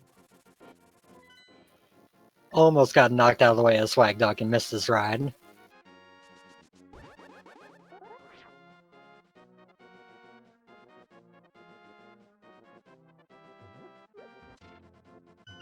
Looks like Brewer is heading into Turtle Rock as well.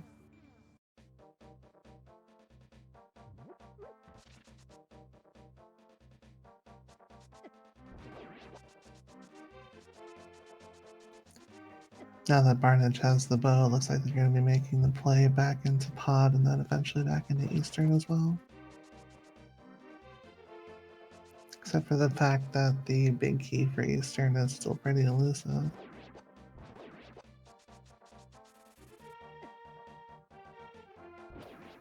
Solidus headed up Bumper Cave to pick up his worthless small key. Looks like Baker may be headed over to Dark Death Mountain, possibly into Turtle Rock.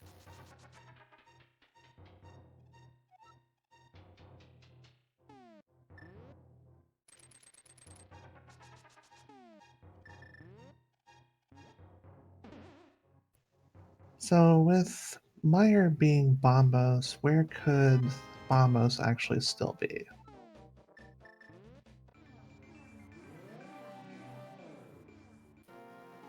I think it has to be in the back half of TR. I'm not sure if I can think of any other locations that no one has checked in any of the 4 runs.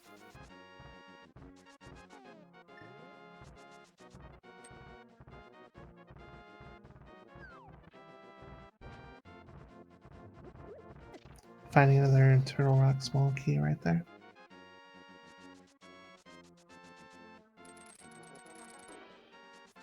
Maybe try next with Hungary.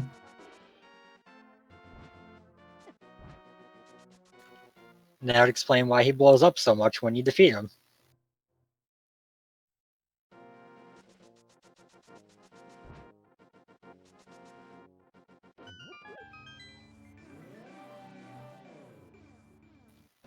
Good point in chat.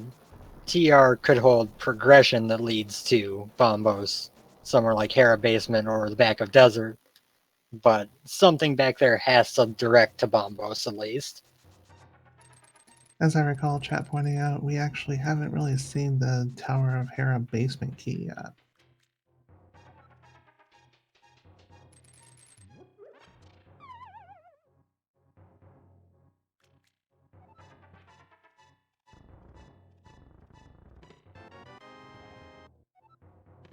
Brewer is taking round 1 into Turtle Rock right here, as Baker is heading up towards that route by the looks of it as well.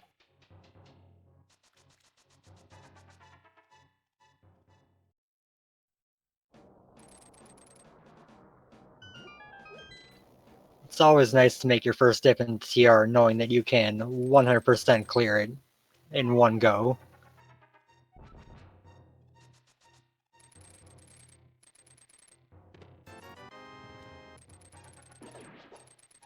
Frustration slashes from Brewer's end.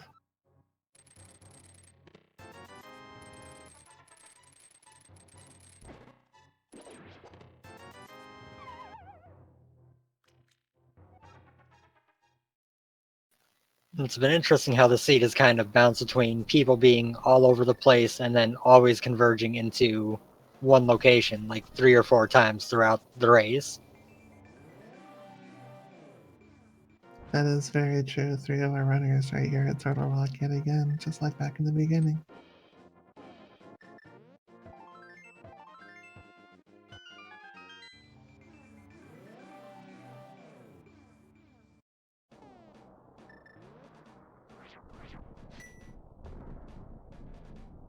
Chain Chomp's being a little trolly here.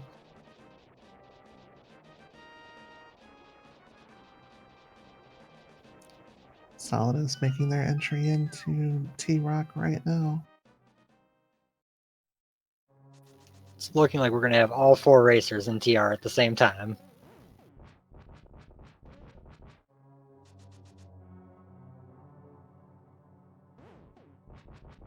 Now we just have to make sure to find one particular item in Turtle Rock that'll send them all the way back across the world and then have to come all the way back here again.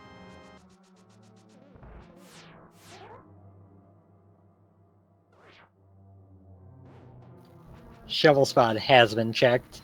It was nothing very major, if I recall. I thought it was a full heart, but it may have been something relatively not meaningful. Oh, I take that back. It was a small key for Turtle Rock, so it was actually important if you want that 20 rupees in the vanilla big key chest. At this rate, most of our runners having about 1,500 rupees, not necessarily big.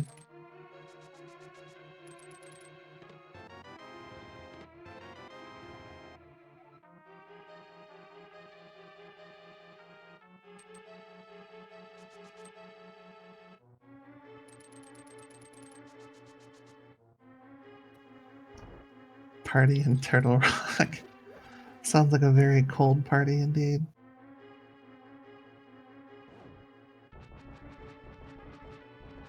Just, Solid. be very cautious of looking at the walls if you're having a party in TR.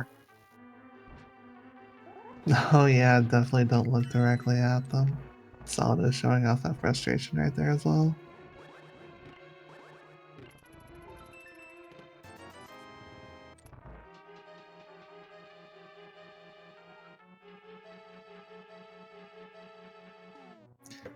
Baker showing off one of the best refill rooms in the game, as you can get fairies for 4 of your bottles there, just throwing one shot of magic powder. Super useful for later on.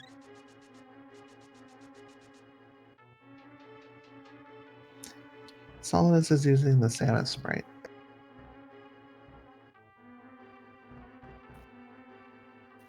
And Brewers and Barnage are practically right next to each other.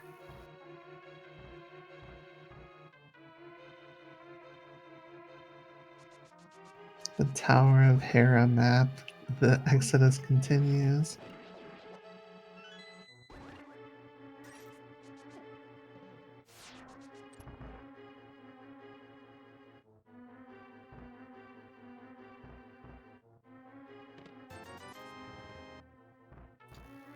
There's that Bombos medallion. Now we're finally going to get our first check in the Laser Bridge.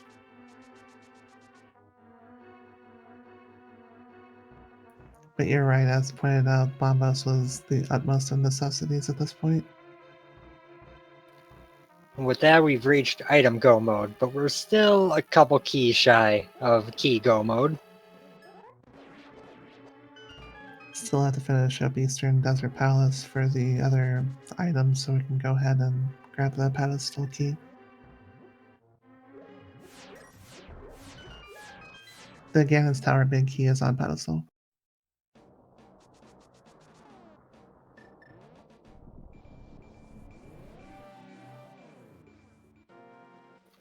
Piece of heart, 10 arrows, 20 bucks, laser bridge decidedly on hype so far, and a small key to pod. 100% useless. This seed is amazing. Trinex has to have something for our runners. Other than that, we're going to have our trip in the mire finally.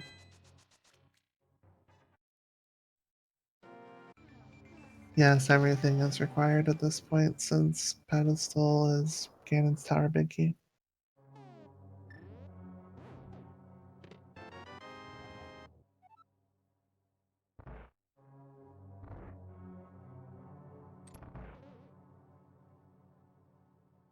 Our first runner is finally going into Trinex here.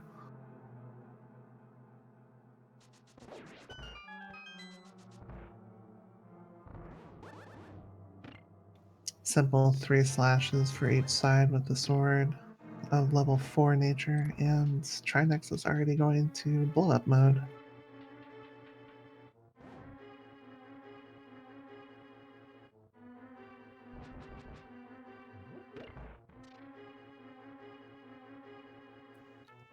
Looks like Baker is heading towards the Hostelot to turn in the green pendant item, which wasn't really anything of use. Very, very clean Trinex fights for both Brewers and Barnage. They remain extremely close together.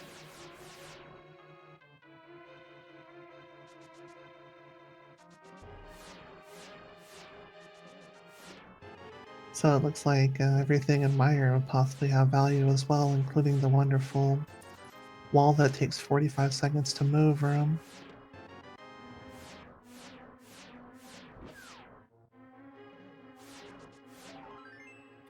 The bow was at the Hammersmith, so yeah, it's not something that they've done yet.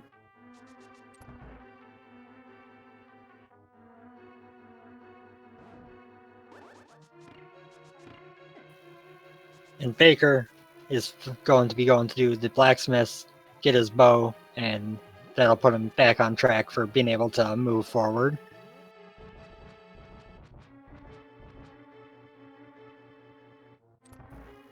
Blacksmiths are a very, very easy location to kind of put off when you have dungeons you can get through a lot of. So it's always super frustrating when you do that and then find out, oh, this is a super valuable item. It's all the mindset of whether you're an overworld or you're a dungeon explorer when it comes to your main priorities of the run.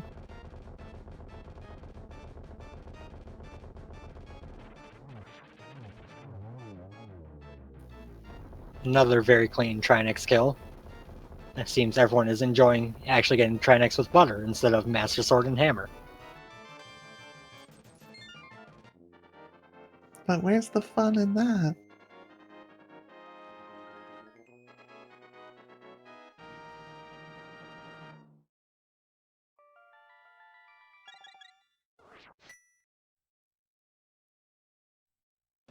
Baker actually not getting upset at that particular find. Looks like they're more happy to find it at this point.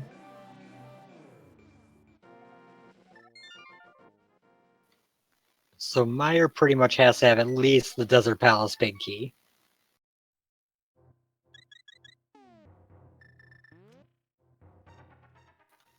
If chat's dreams of the EP big key being again sour are to come true, that's all it can have in here.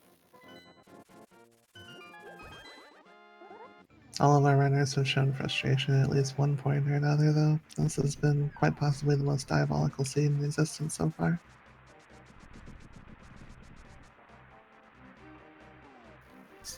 Definitely one of the crueler ones I've seen. The runners are all making very good pace through it, though, for all the back and forth it's sending them on.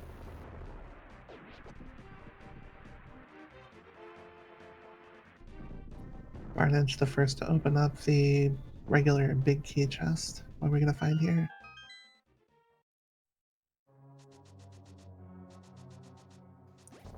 So Wonderful. Meyer was where they have stored all the health.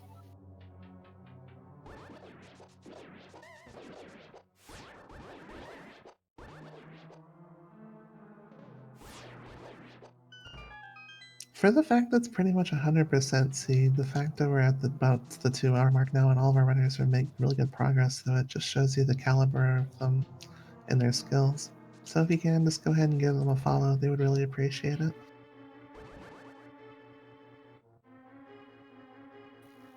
Yeah, these four have all put on a great show so far. They're all handling what is a very frustrating and, back and forth seed. And they're 3 or 4 of them are in the same dungeon, an hour and 55 minutes in, which goes to say a lot. Barnage finding a bottle there with another bead torp in it.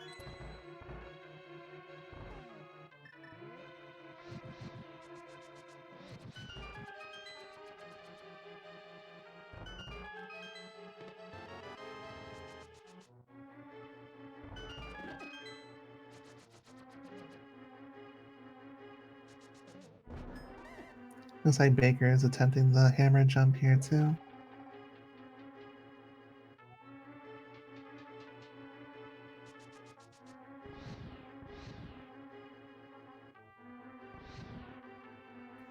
Now the question is, how many failed attempts at this does it take in order to negate the advantage you would take from actually trying this jump? Possibly like 3 to 4? For just checking the big chest, I feel like you've gotten at least probably about 4. I don't actually have timing on it, but going through all the dark mazes for just the big chest, it saves quite a bit of time walking.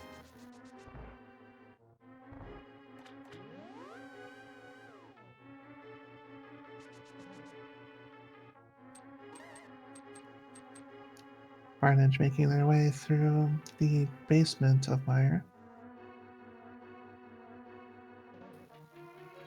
And Baker gets the jump, gets his 20 bucks out of the chest, and heads on toward the Bowlock side.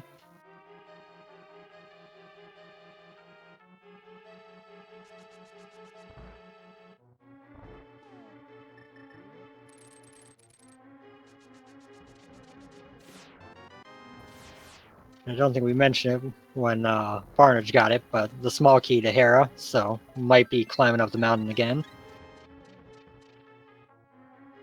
Barnage showing off these spin strats instead of any other things, since that would be the fastest way to kill them since they lack silvers at this point.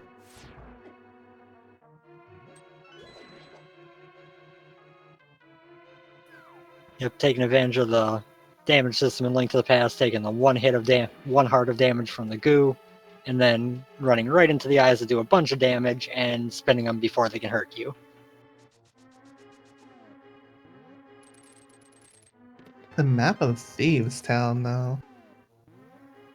Yep, and with that, I'm pretty sure that means we're off to the tile room to see where to go next.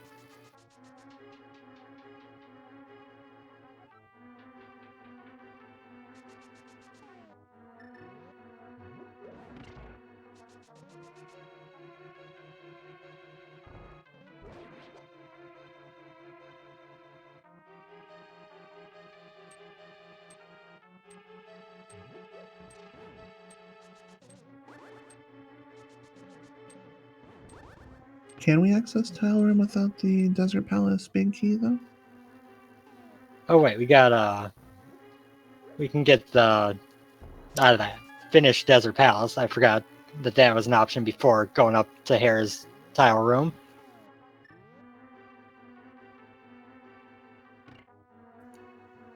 Alright, here we go. Finally get to see what's in the big chest for Desert Palace.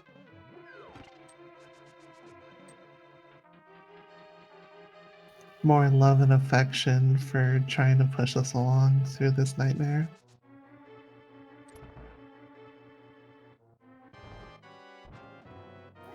Green Pendant Green was Pendant money. was turned in. It was just 50 bucks.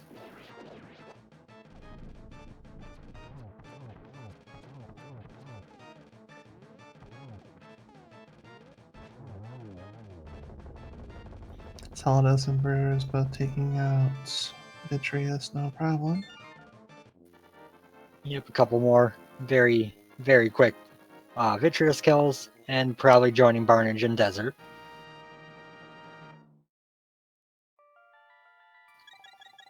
Meanwhile, Baker, who had that bow hold him up a little bit, is headed into the Helmosaur fight.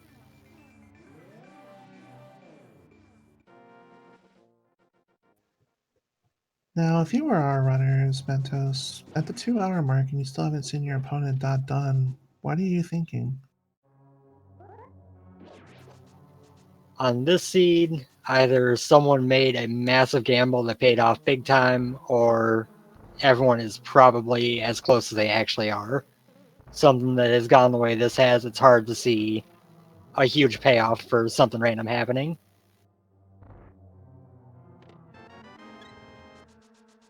Baker taking down King Bulbasaur, just finding that small key for their troubles, but it was a necessary evil as this is yet another part of the 100%.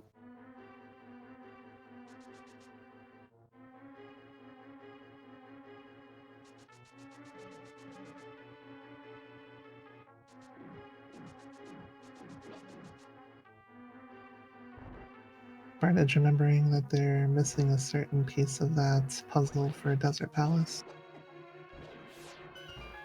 I'm going to check out Pyramid Fairy now, see if maybe that'll have that Eastern Palace big key.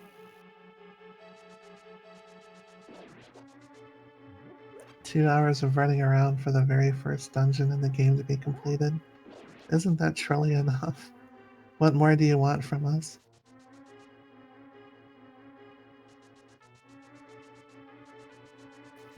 There's always a little bit of entertainment when you're getting to the end of the run and Eastern Palace is the last thing you get to do.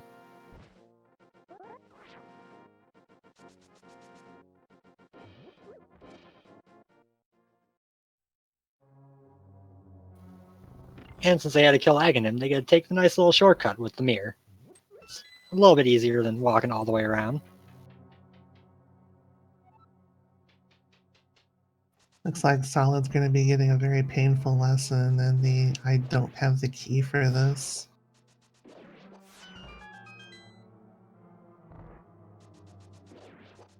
Barnage, however, checking the Pyramid Fairy.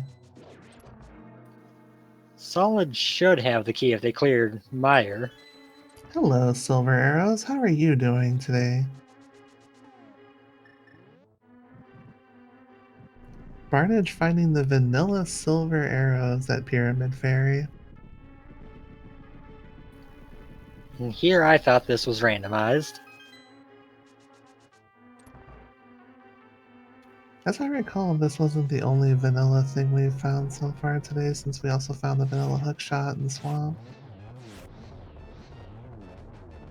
Wasn't in the same chest, of course, but it was in the same dungeon. Yep, and actually in the vanilla big key chest, which that big key only locks the hookshot. So it was as close to vanilla as it could have been. Solidus finishing off Desert, meaning that the big key was definitely there, someone's possession.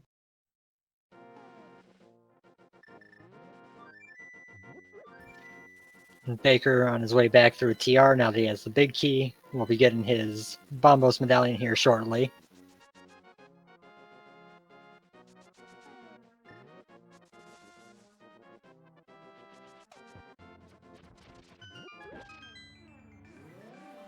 The last of our four runners to finish up Turtle Rock. Barnage actually going to find that small key from the Magic Cape Cave. Yeah, I'd imagine knowing that probably going to be a clear of the again Sour Basement, looking for more GT small keys to get through that, which works out for him. Brewers opening up in GT for the first time. We know we can't guess where the big key is because it's 22 chests and we know where the big key is on pedestal, but what could we possibly find in here that would be really interesting of value?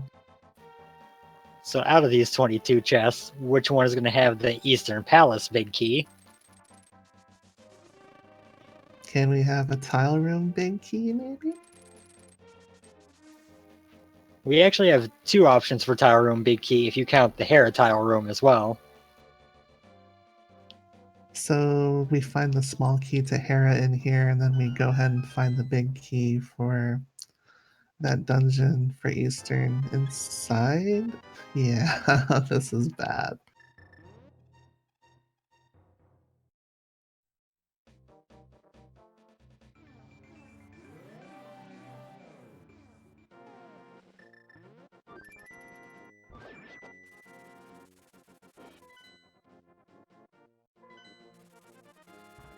Brewers making a little bit of quick work of the Gibdos, who are trolling quite a bit here.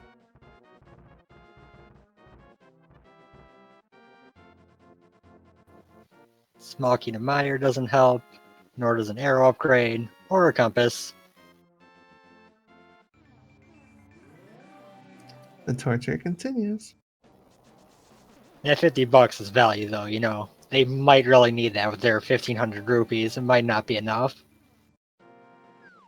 Thanks to the chat for pointing out that Hera's small key was actually a Meyer of all places.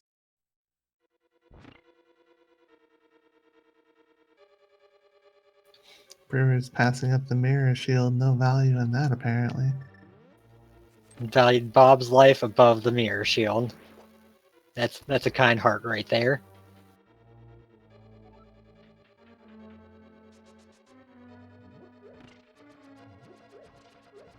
Going into what's known as the Dark Magician room, thanks to the person that actually created the strats of boomeranging themselves from this room so they don't have to deal with the mini Stalfos here.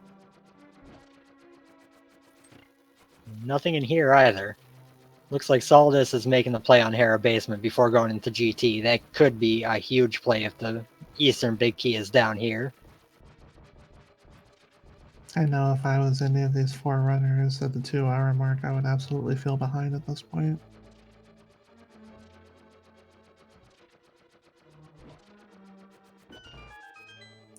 Big money for the Hyrule Castle map there.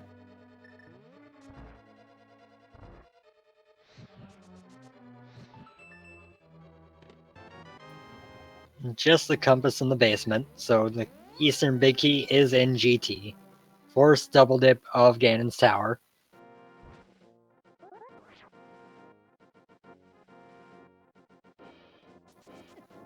And shoutouts to yet another nice Trinex kill by Baker. It's always fun to watch Trinex get destroyed by a weapon actually designed to take him on.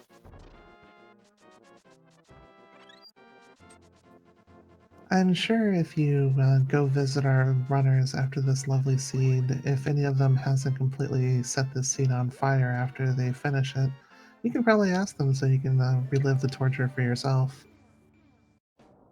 So go ahead and give your runners a follow.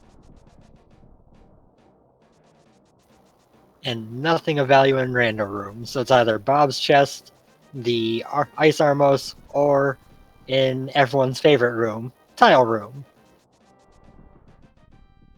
Tile room dream is a thing.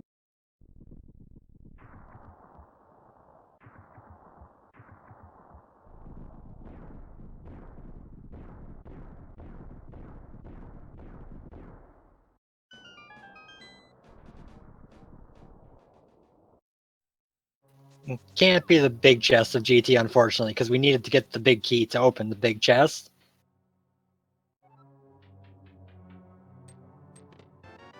Bob exacting vengeance on brewers there.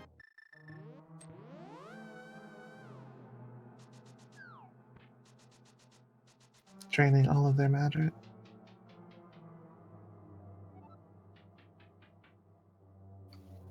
And one thing of note here in the bottom race is that Barnage went and got those silvers from Pyramid Fairy. Brewers did not. So if they are close going into Ganon, that's a definite advantage to Barnage. That is entirely true. Same for our top race as well, where Solidus has picked up these silver arrows, but Baker doesn't seem to have. There it is in chest 21. So now off to Eastern Palace to get the last pendant to get the big key. So that's almost a vanilla big key, except for instead of Ganon's Tower, it was Eastern Palace. What a legendary seed this is indeed.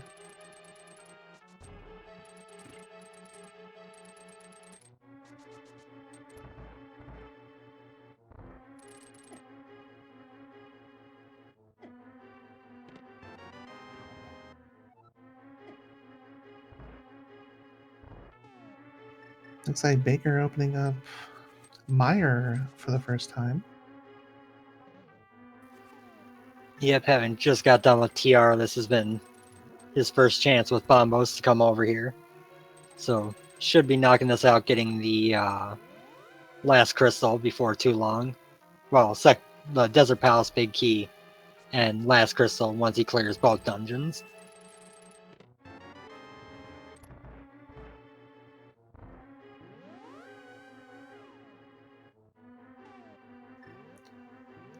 Brewers having no more interest in playing this seed any longer, just charging straight through Eastern Palace. To answer a question in chat, if I recall, the bottles were in Mini Moldorm Cave, the cave south of the Haunted Grove, and in Thieves Town. And then there was one inside the big chest for Meyer as well.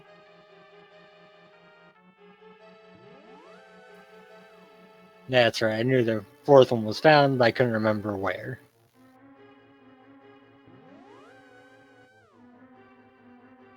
Our lovely chat keeping us straight and narrow here. We do thank you for your support as always.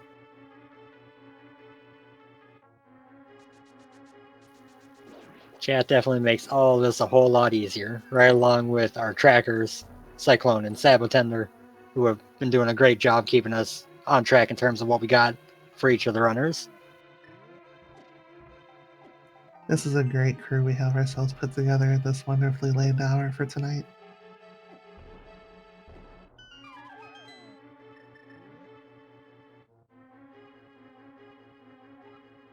So Barnage and Solidus, even though they're not in the same race, technically has found themselves pretty much neck and neck at this point, but both of them do have silvers, so they're pretty much going to stay even.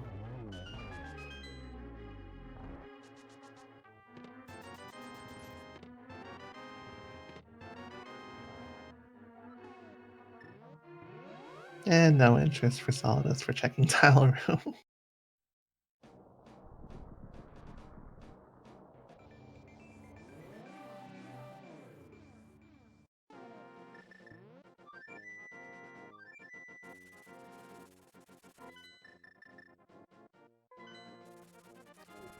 I can't wait once this race is over to actually hear what's on their minds about this seed, each and every last one of them.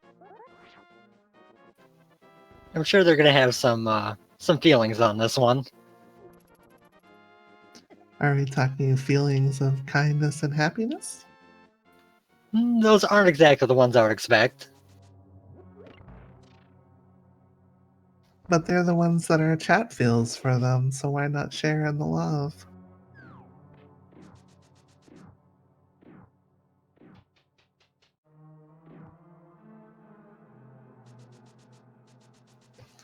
Barnage and Solidus, again, sharing pretty much the same level of skill here as they're flying through Eastern at roughly the same time through all this mess.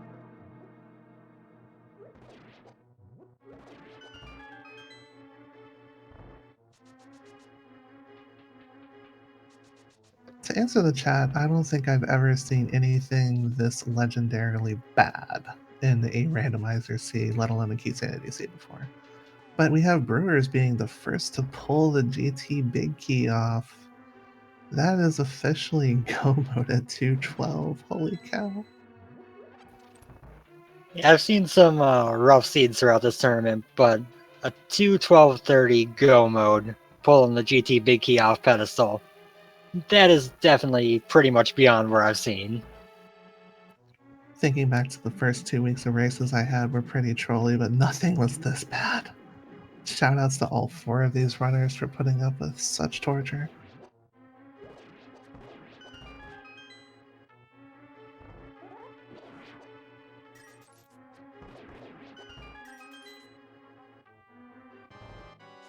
I think at this point, once they actually reach go mode, I think they're more interested in just relaxing and unwinding after this is over, because holy cow, this thing that they've been put through.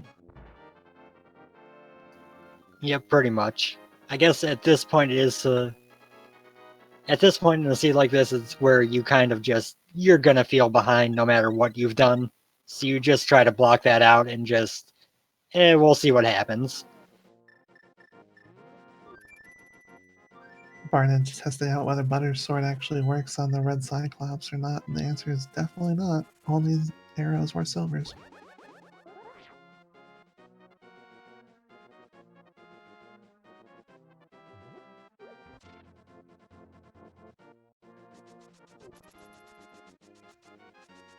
And Barnage and Brewers both have their final pendants, even though Barnage is roughly about a minute or two behind at this point.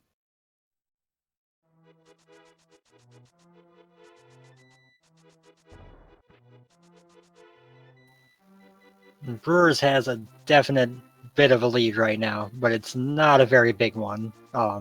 Execution, a Troll Dorm, or Ganonfall could make this real close real quick.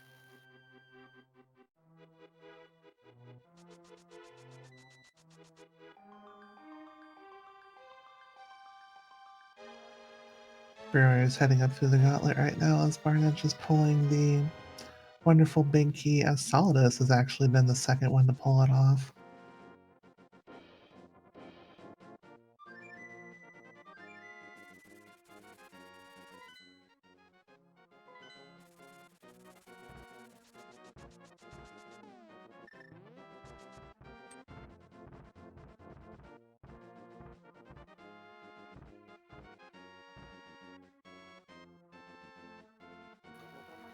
cape strats through the cannonball room just to make it a little bit faster.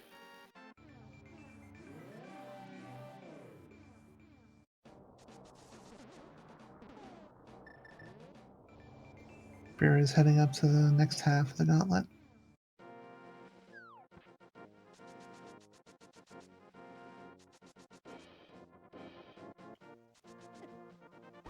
The race on the bottom is actually quite close. Solidus has a little bit of an advantage on Baker here, but again, as you mentioned, any fall, any sort of random troll can happen and just set you all the way back to a neck-and-neck race.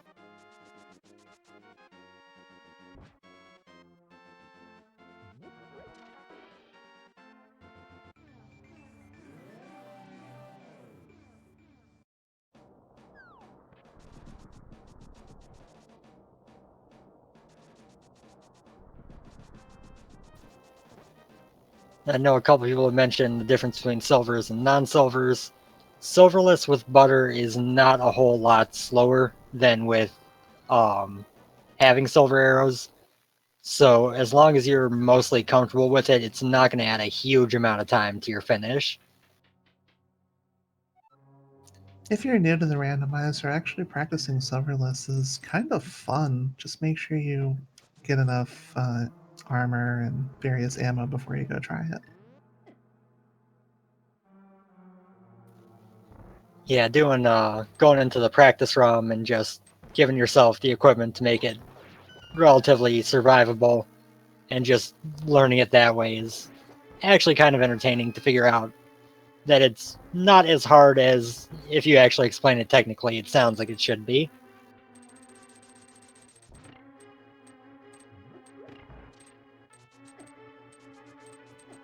So we have what's probably going to be about 217.30 going up to the next to last floor for Brewers there.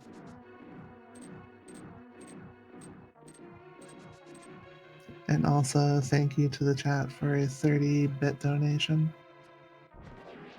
Thanks for showing your love and support to us.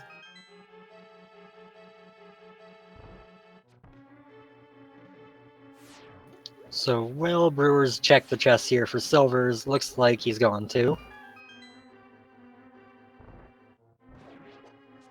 Can we get the bankrupt sound from Wheel of Fortune here?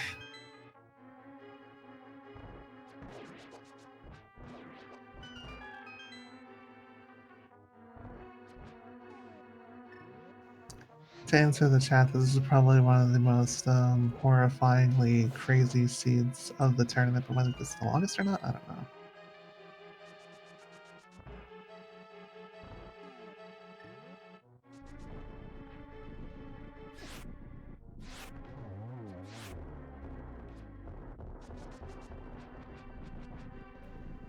Thank you for the update to the Price is Right horn as well. Hey, we found out where we are. Hey, a vanilla map. Isn't that great? I guess Trolldorm does seem to be, the type who might get confused. That's why he just bounces around the platform all the time. That map probably helps him. Brewers making great work of the cat on a treadmill room in Ganon's Tower.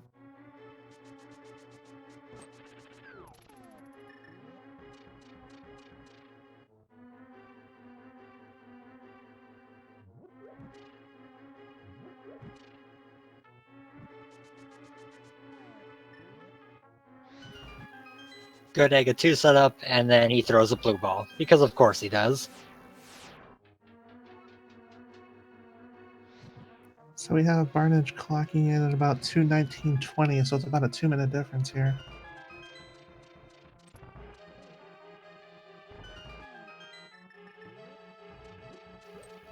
Aga 2 is down, so it's all going to come down to the Ganon fight at this point.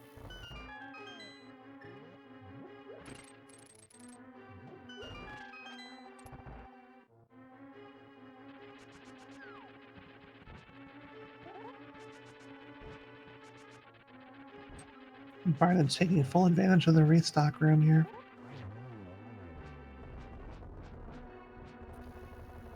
"18 hearts, butter sword, red mail. You aren't too worried going to a Ganon fight like this.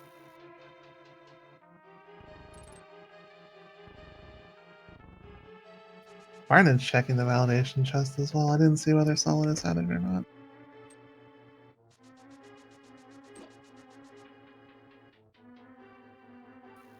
Brewers just kind of tanking a couple of those fire bat hits, not super concerned about health, it seems. Alright, so Solidus did grab the validation chest as well. So for those that have missed everything, we apologize that you missed the live version, but you can always check out the VOD after this is over, and we do encourage you to actually do that.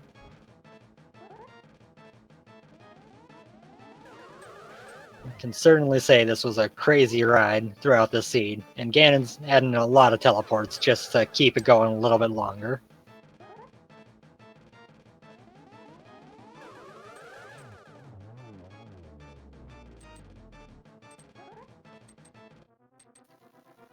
And here's the difference maker. Can Brewers finish the Silverless Phase 4 before Barnage gets through the fight with Silvers? So something to note is the torch glitch there. If you happen to spawn and light the left one before the right one goes out, only one of them goes out from then on. Silvers were indeed vanilla, yes.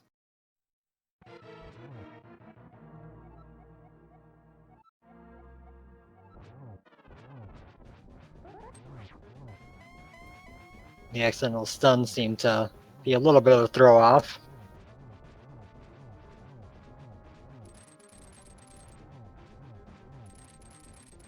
Something to note here, the winner of the Barnage and Brewers is actually still in this tournament as far as making the brackets is concerned.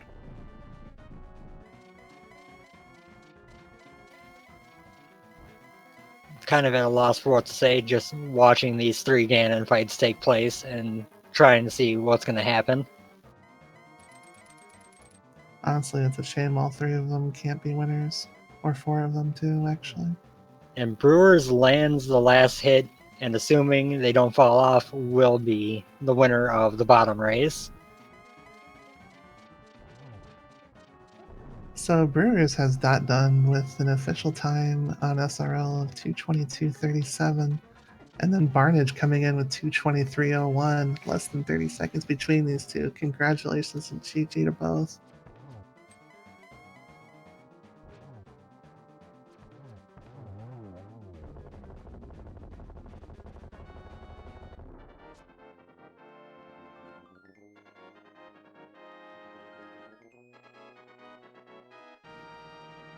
And Solidus just finishing up as well with a time of 2:23:08, just 7 seconds behind Barnage.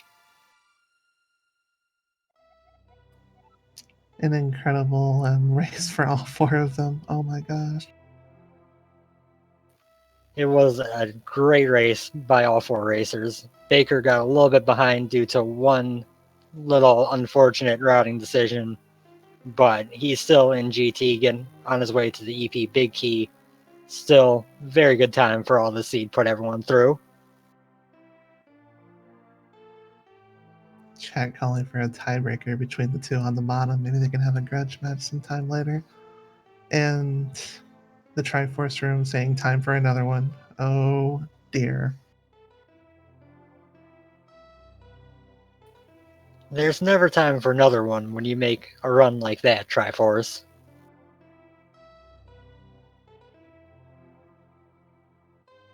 So it looks like we'll be joined by most of our runners right here. Brewers is going to take a couple minutes.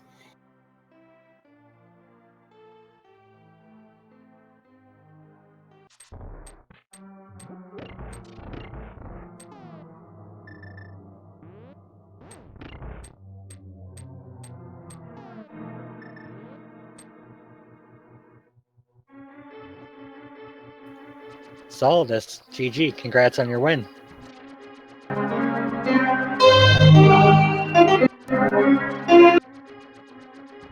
That is very powerful Hyrule music room.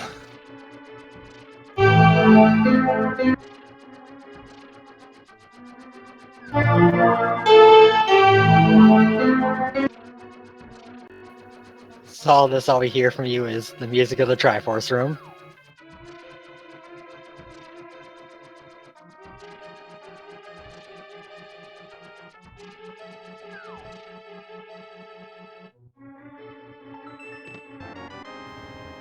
Baker opens up the tower room chest. That's just 3 bombs.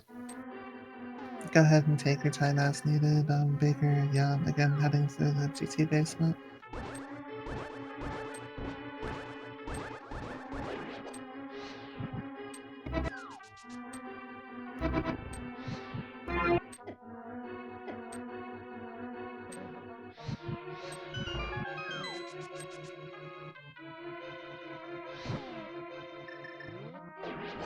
So we're also joined by Barnage and Brewers. Congratulations to the both of you.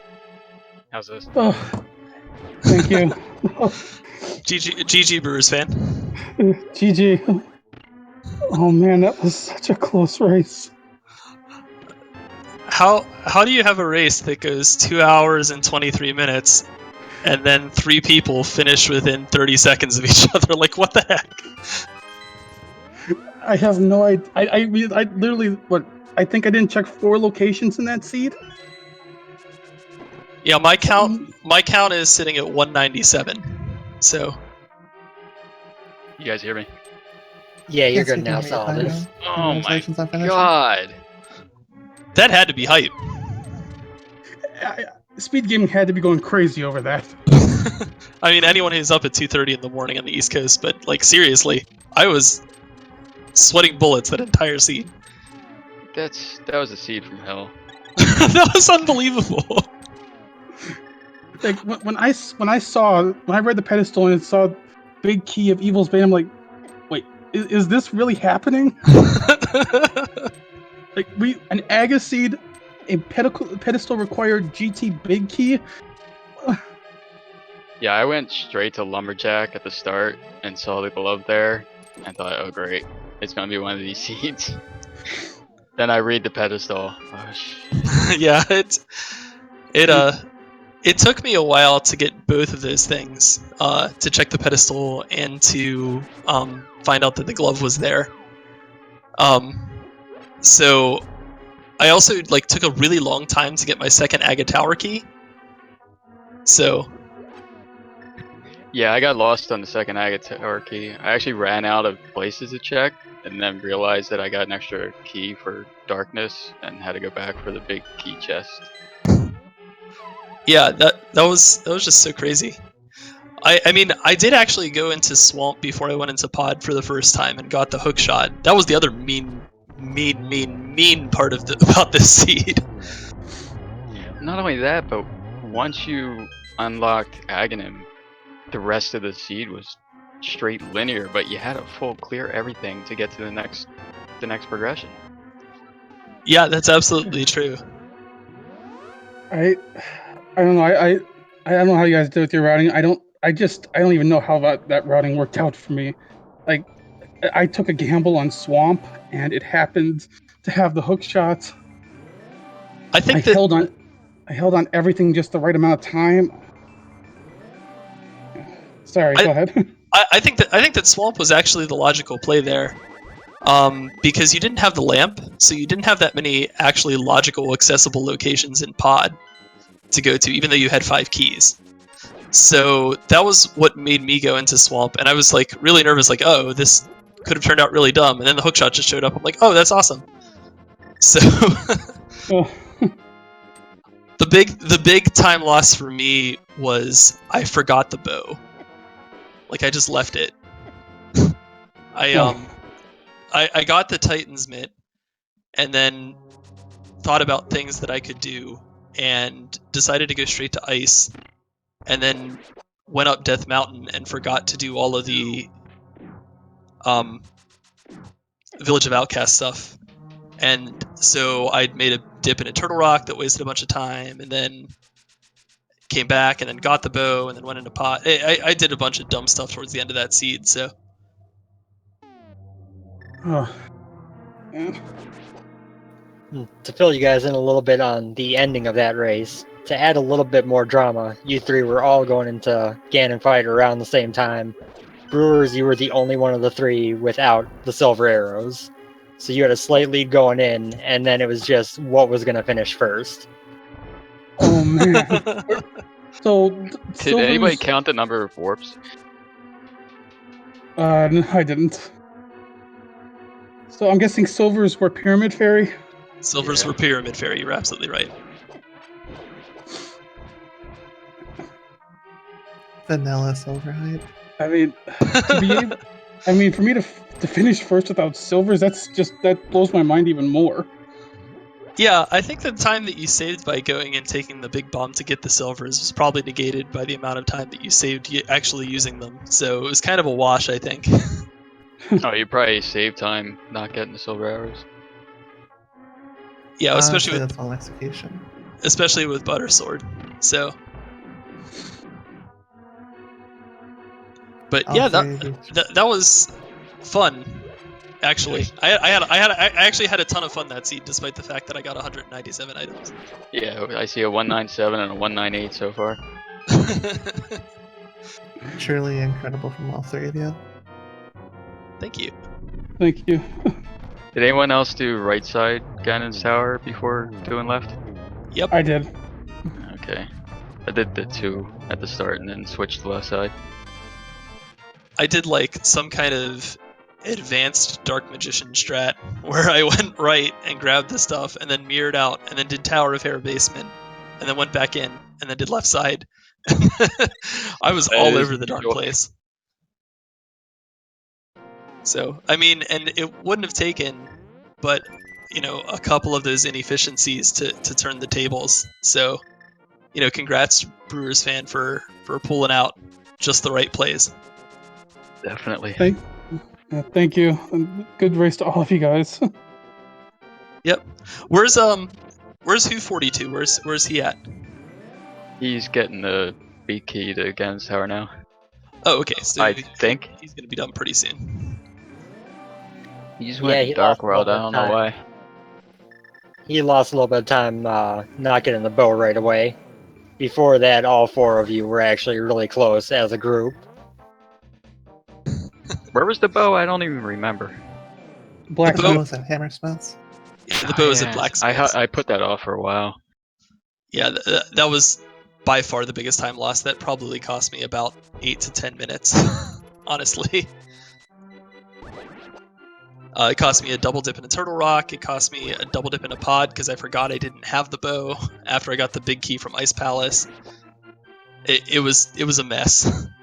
Like, the only good thing I did that seed routing wise was get the hook shot early, and then everything else kind of fell apart.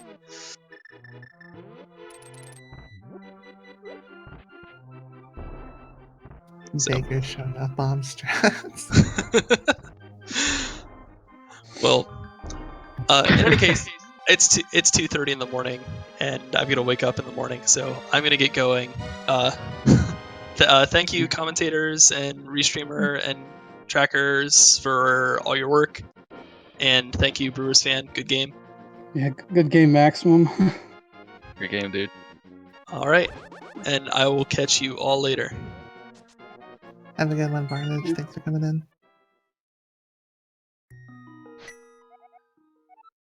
To think that could potentially be my Greek 4 opponent. Yeah, there's a lot of good people in every group.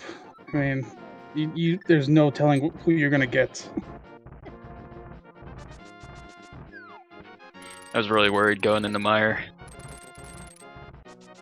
I don't know if you guys saw the IRC chat, but like for the past 2 weeks, my flashcard's been crashing every time I open Mire. Oh yeah, I saw that before we started the race. I tried playing on emulator and it's just terrible. I can't do it anymore. I'm glad everything worked out for you, though.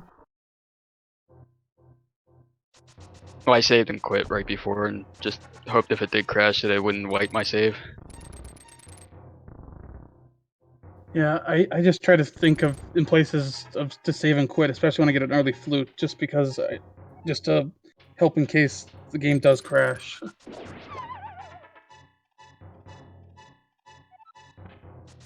Dude, I thought I'd soft locked myself too, like really early. I was heading to Bonk Rocks and I forgot I needed the mirror in that screen. I went into the transition and mirrored on the same frame.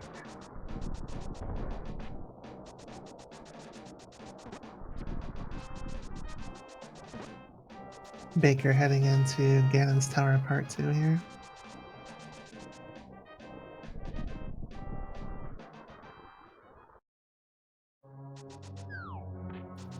Baker also did not get the silvers, so 2 runners on the right side, no silvers. 2 runners on the left side, silvers.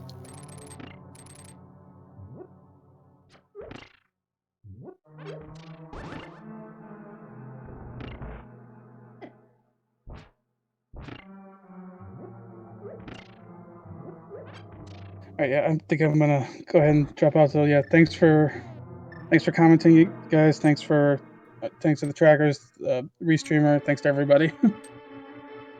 Appreciate you, Brewers. Congratulations on the win again. That was absolutely crazy. Good race. Thank dude. you. Yeah. Congrats. Yep. GG, Have a good night, everybody. You too.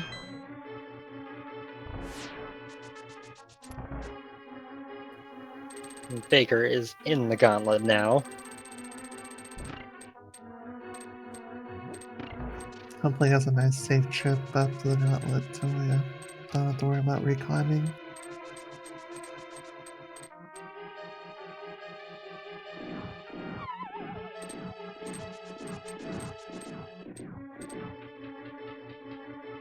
And as the command in the chat goes, definitely follow these runners if you actually had a great time tonight. We really appreciate your love and energy for here.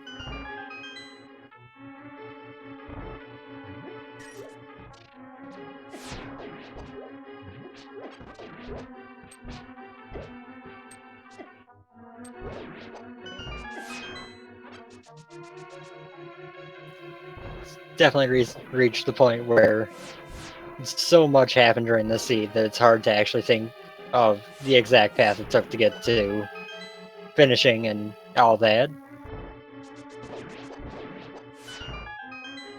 What else was going through your mind when the 2-hour mark hit Solidus and you hadn't seen a dot done yet? The way the seed was, it was just really open. Anyone could have won this. When you have to hit pretty much everything, like anybody could have made double and triple dips and slowed them down. I mean, there's no telling.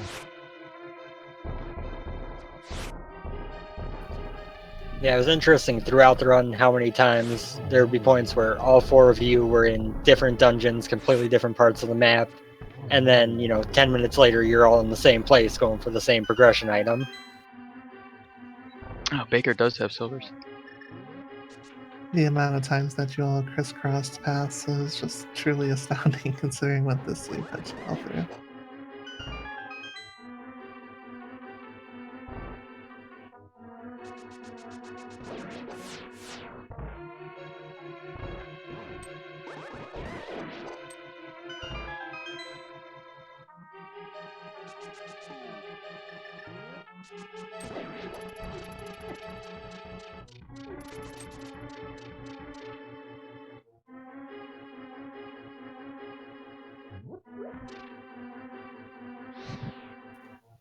Baker is making pretty quick work of the gauntlet right now. It's clearing out at a quite nice clip. Oh yeah, I truly think that the way the opponents turned out for this week, everybody was matched together pretty evenly. It was really fun to watch a lot of these races so far.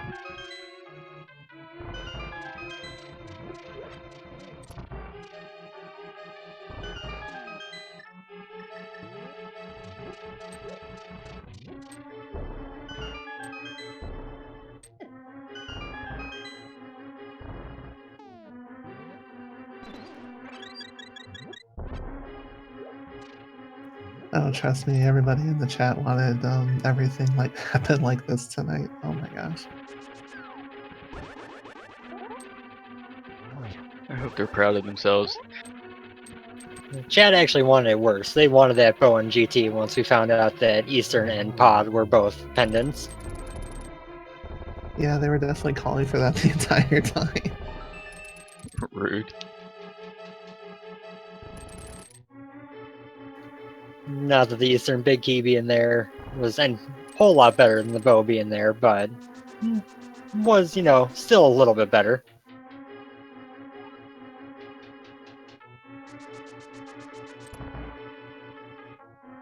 Does anyone actually remember what was in the right side of House of Darkness? The bow side? There was a small key there that ended up being kind of useful. Other than that, I don't remember. The big one from right side pod was the big key of TR.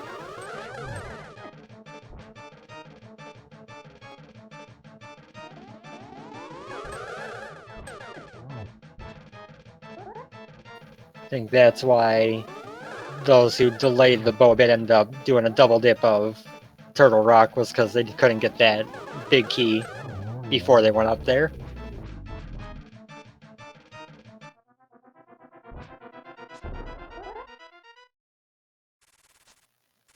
And Aghanim 2 is down for Baker, so he'll be heading into the Ganon fight with red mail, butter, silver arrows. It's going to be a pretty quick fight. So the dot comments in the IRC chat are pretty priceless as well.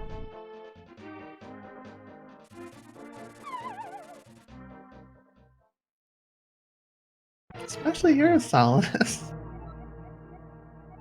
That's the first thing that came to my mind. I'm glad That's all I could you think about the told us entire about this. run. I don't know about you, I've seen some evil seeds before, but this one was kind of just...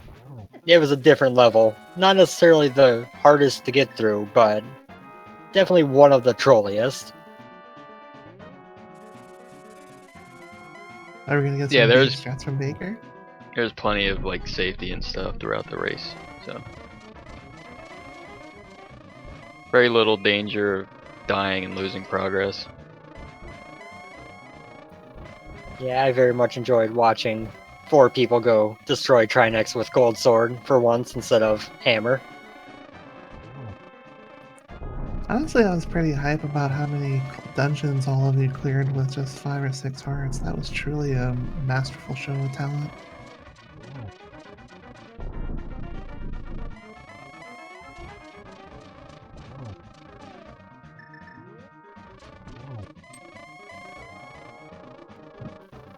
Baker on to phase 4 with his friend B-Torp.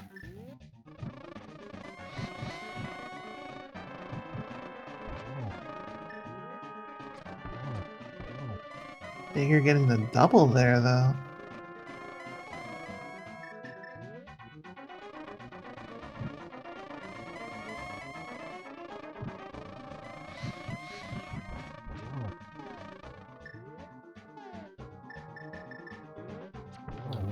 There's the 4th silver arrow.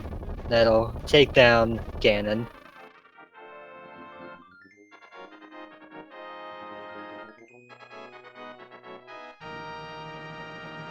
And Baker has done with an official SRL time in respectably 4th place with 2:43.45. Congrats, GG. And again, a hilarious dot comment. In addition to that, in addition to the GG's to Baker, nice shovel dash into the Triforce room. All the swag.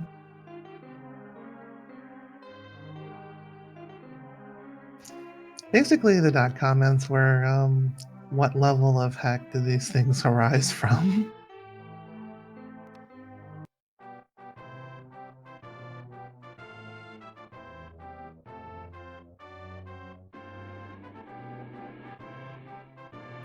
Let's see if we can get Baker to join us in here. Alright, I love the sound of that.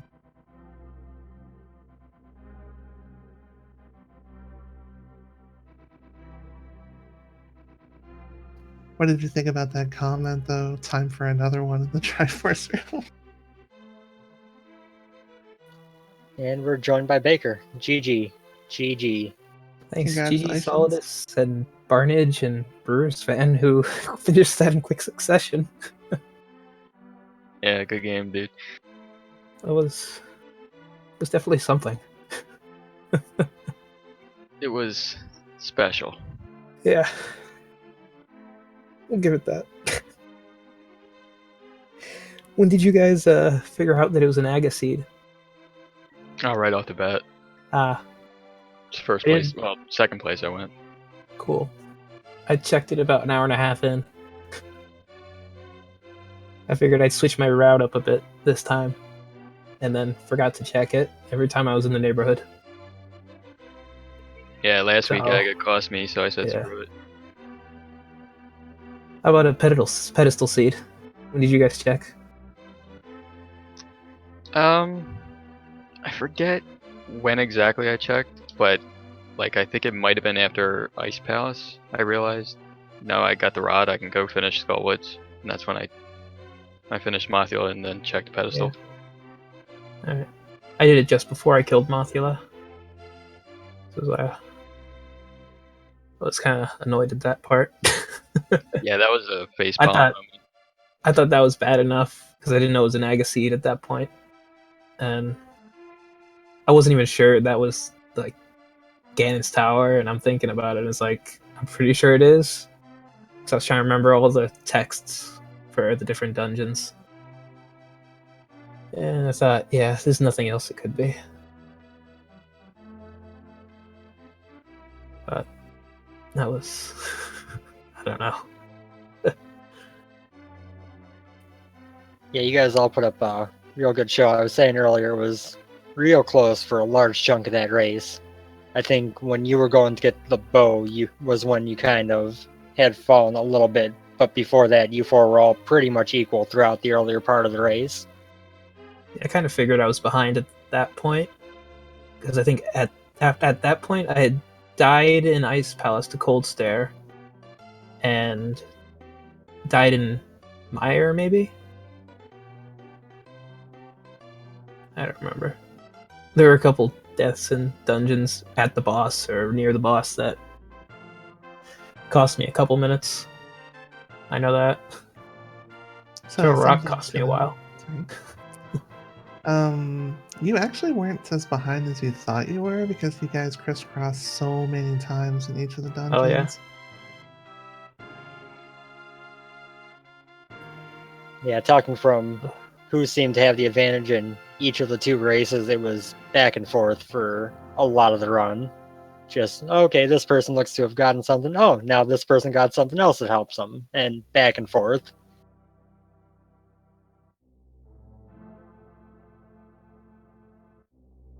Yeah, I'm gonna have to watch it back. Because I know in the beginning I got the flute very early, and then sequences became a blur. I wasn't quite sure, because I just kept doing dark rooms and not really caring where I was going. So I wasn't totally sure when I managed to get back on sequence. Because I found Lamp in Swamp Palace, and I was confused. And then Hookshot was in Ice Palace, or not Ice Palace, Swamp Palace. Hookshot was in Swamp Palace, and the whole thing confused me. I wasn't quite sure what the logic was anymore. I don't think there was any logic. Yeah, I think you were the first one into Dark World by a good margin. You were the last one to get the Eastern Palace and get the flippers, and I'll get back on logic that way, though.